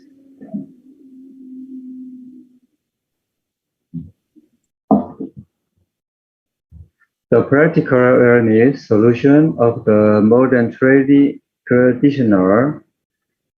Chinese medicine for the elderly. One is beverage awareness, water cultivation, tea cultivation, and wine cultivation. They use the small molecule of water, nutrient water, energy water, hydrogen-rich water, weakly alkaline water, foundation water, etc. With the research interest is foundation beer and wine partner. Using the cell enzymatic hydrolysis technology to remove alcohol toxicity, remove sulfur dioxide and other chemical components and improve nutrition value. Next. Yes. Beverage wellness products, 李麦啤酒 is quinoa medicine and food hemorrhage service, both good for patients with gout and diabetes. Yes.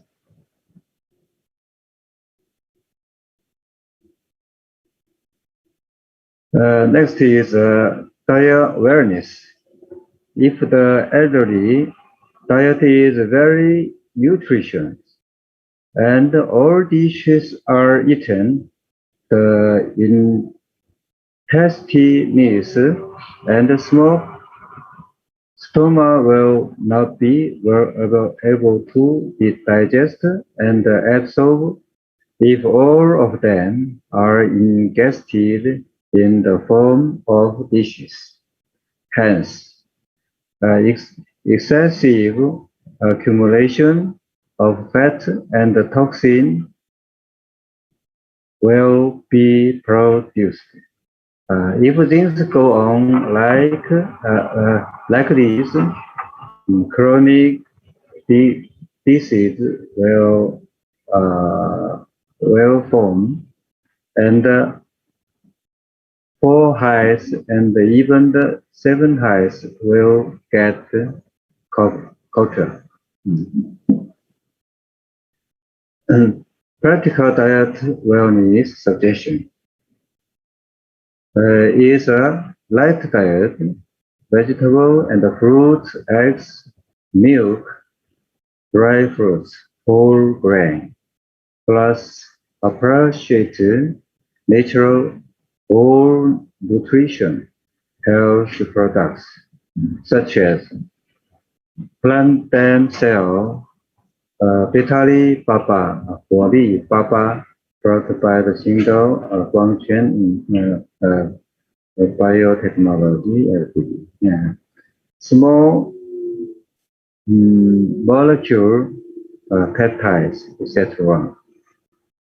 Next.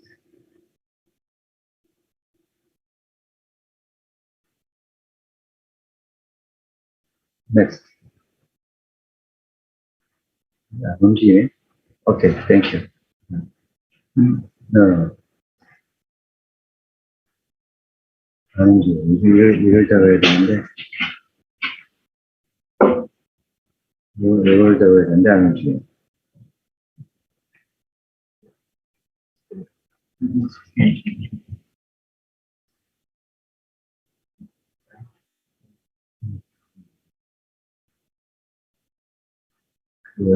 Yeah. Pause. Previous page. Okay.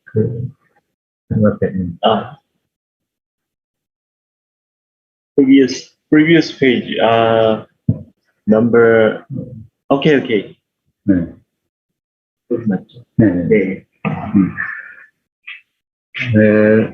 Polypapa functions is fat burning, detoxification, and strengthen immunity, and improve mental health. Next.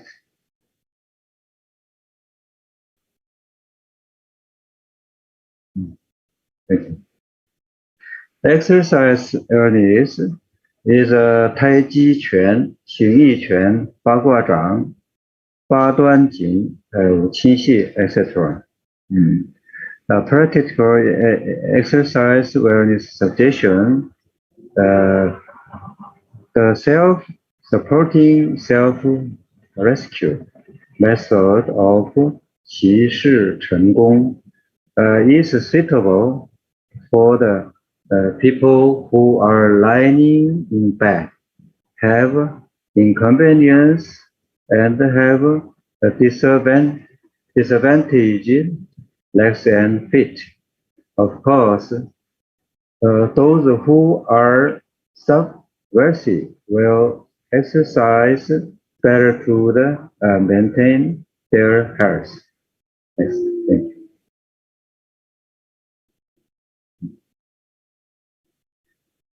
you. Practical exercise will need suggestion. Personal like this, and the individual in the family like this. Individual to society. Individual to country. Like next, okay. Yes.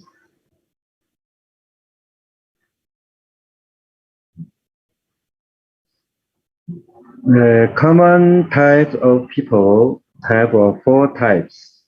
One, 眼高手高的人 Father vision with wisely action. 眼高手低的人 Father vision but action careless. 第三个是 A 眼低手高的人 Short-sighted with wisely action. 第四是眼低手低的人 Short-sighted but act careless. Next, thank you.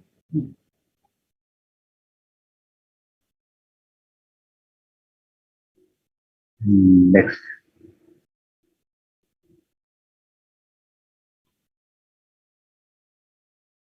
Thank you. Thank you. Next.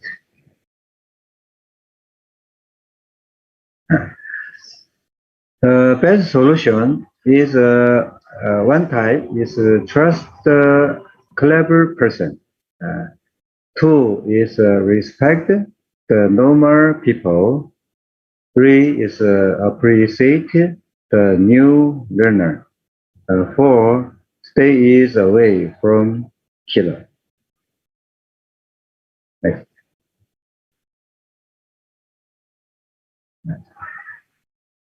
Common elderly illness is rheumatic bone pain, wind, cold, vacuum, and dampness, and arthritis. Lower back and knee joint pain, acute rheumatoid arthritis, hemorrhoids, and gastrointestinal pain, etc. Cell energy chamber can exhaust wind, cold, damp, volume in the fresh your cells. Activate cells quickly support the body being young and improve self-healing ability. Thank you. Next. Other related research area and results. Eye care and health. Next, please.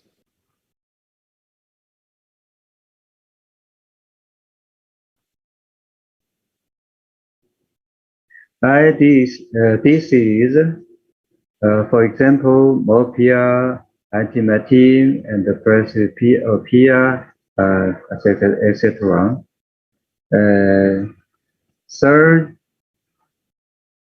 Surgical treatment, high cost and high risk leading to relapse. Next.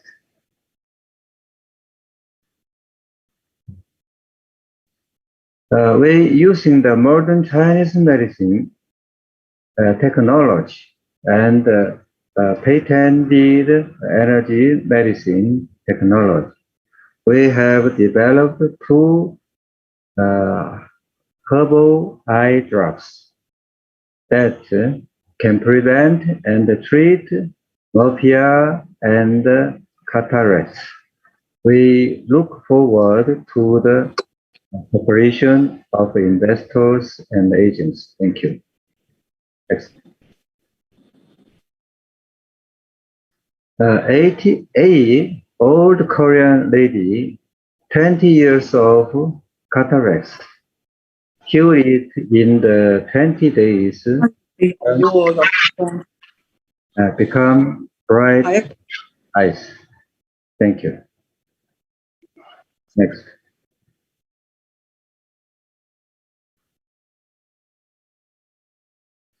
Eye care and health.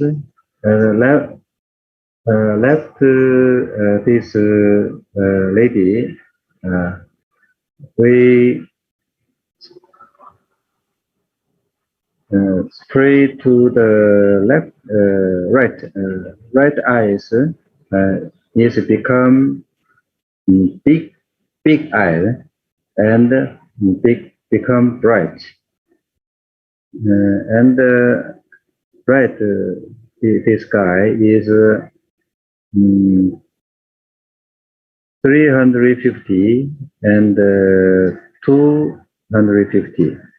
Only the use this eye drops 7 days after become down 100. Thank you. Yes.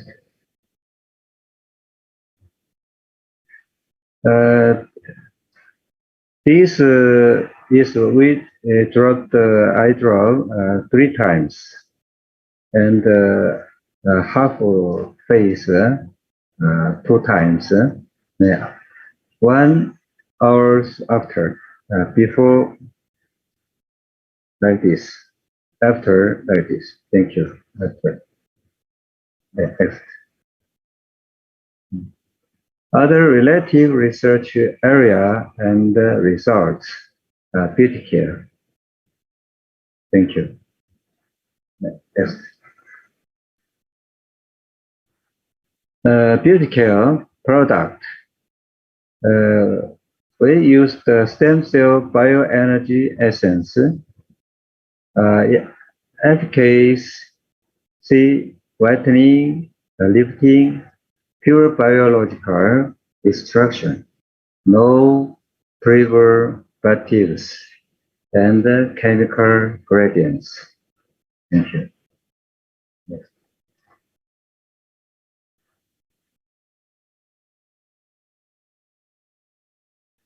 Beauty care, contrast after spraying with stem cell bioenergy essence for half an hour only.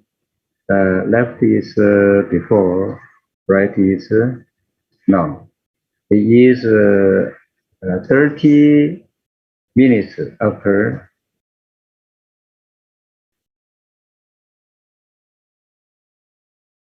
Next. Beauty care, contrast 24 hours, only 1 day after spray stem cell bioenergy essence, only 1 day before is left is a picture. After, right picture. Thank you. Recommendation. Thank you for listening. If you interested in your products, welcome us and bigger and quickly make products to benefit the people. Thank you for listening. Thank you. 谢谢。年纪大了70岁了哈，这个舌头转不过弯儿。Okay, great. Thanks, Dr. Shi, share his great idea for the elderly people and other care modalities for beauty, for everything, for eye health, and also the nurturing purpose. So it's a great honor to have Dr. Shi with us. I think today's seminar is almost done today. So we will wish you all have a good rest of the day. Thanks for everyone and participants to join the meeting. Thank you so much. Much appreciated. We'll see you next day. Bye-bye now. Thank you.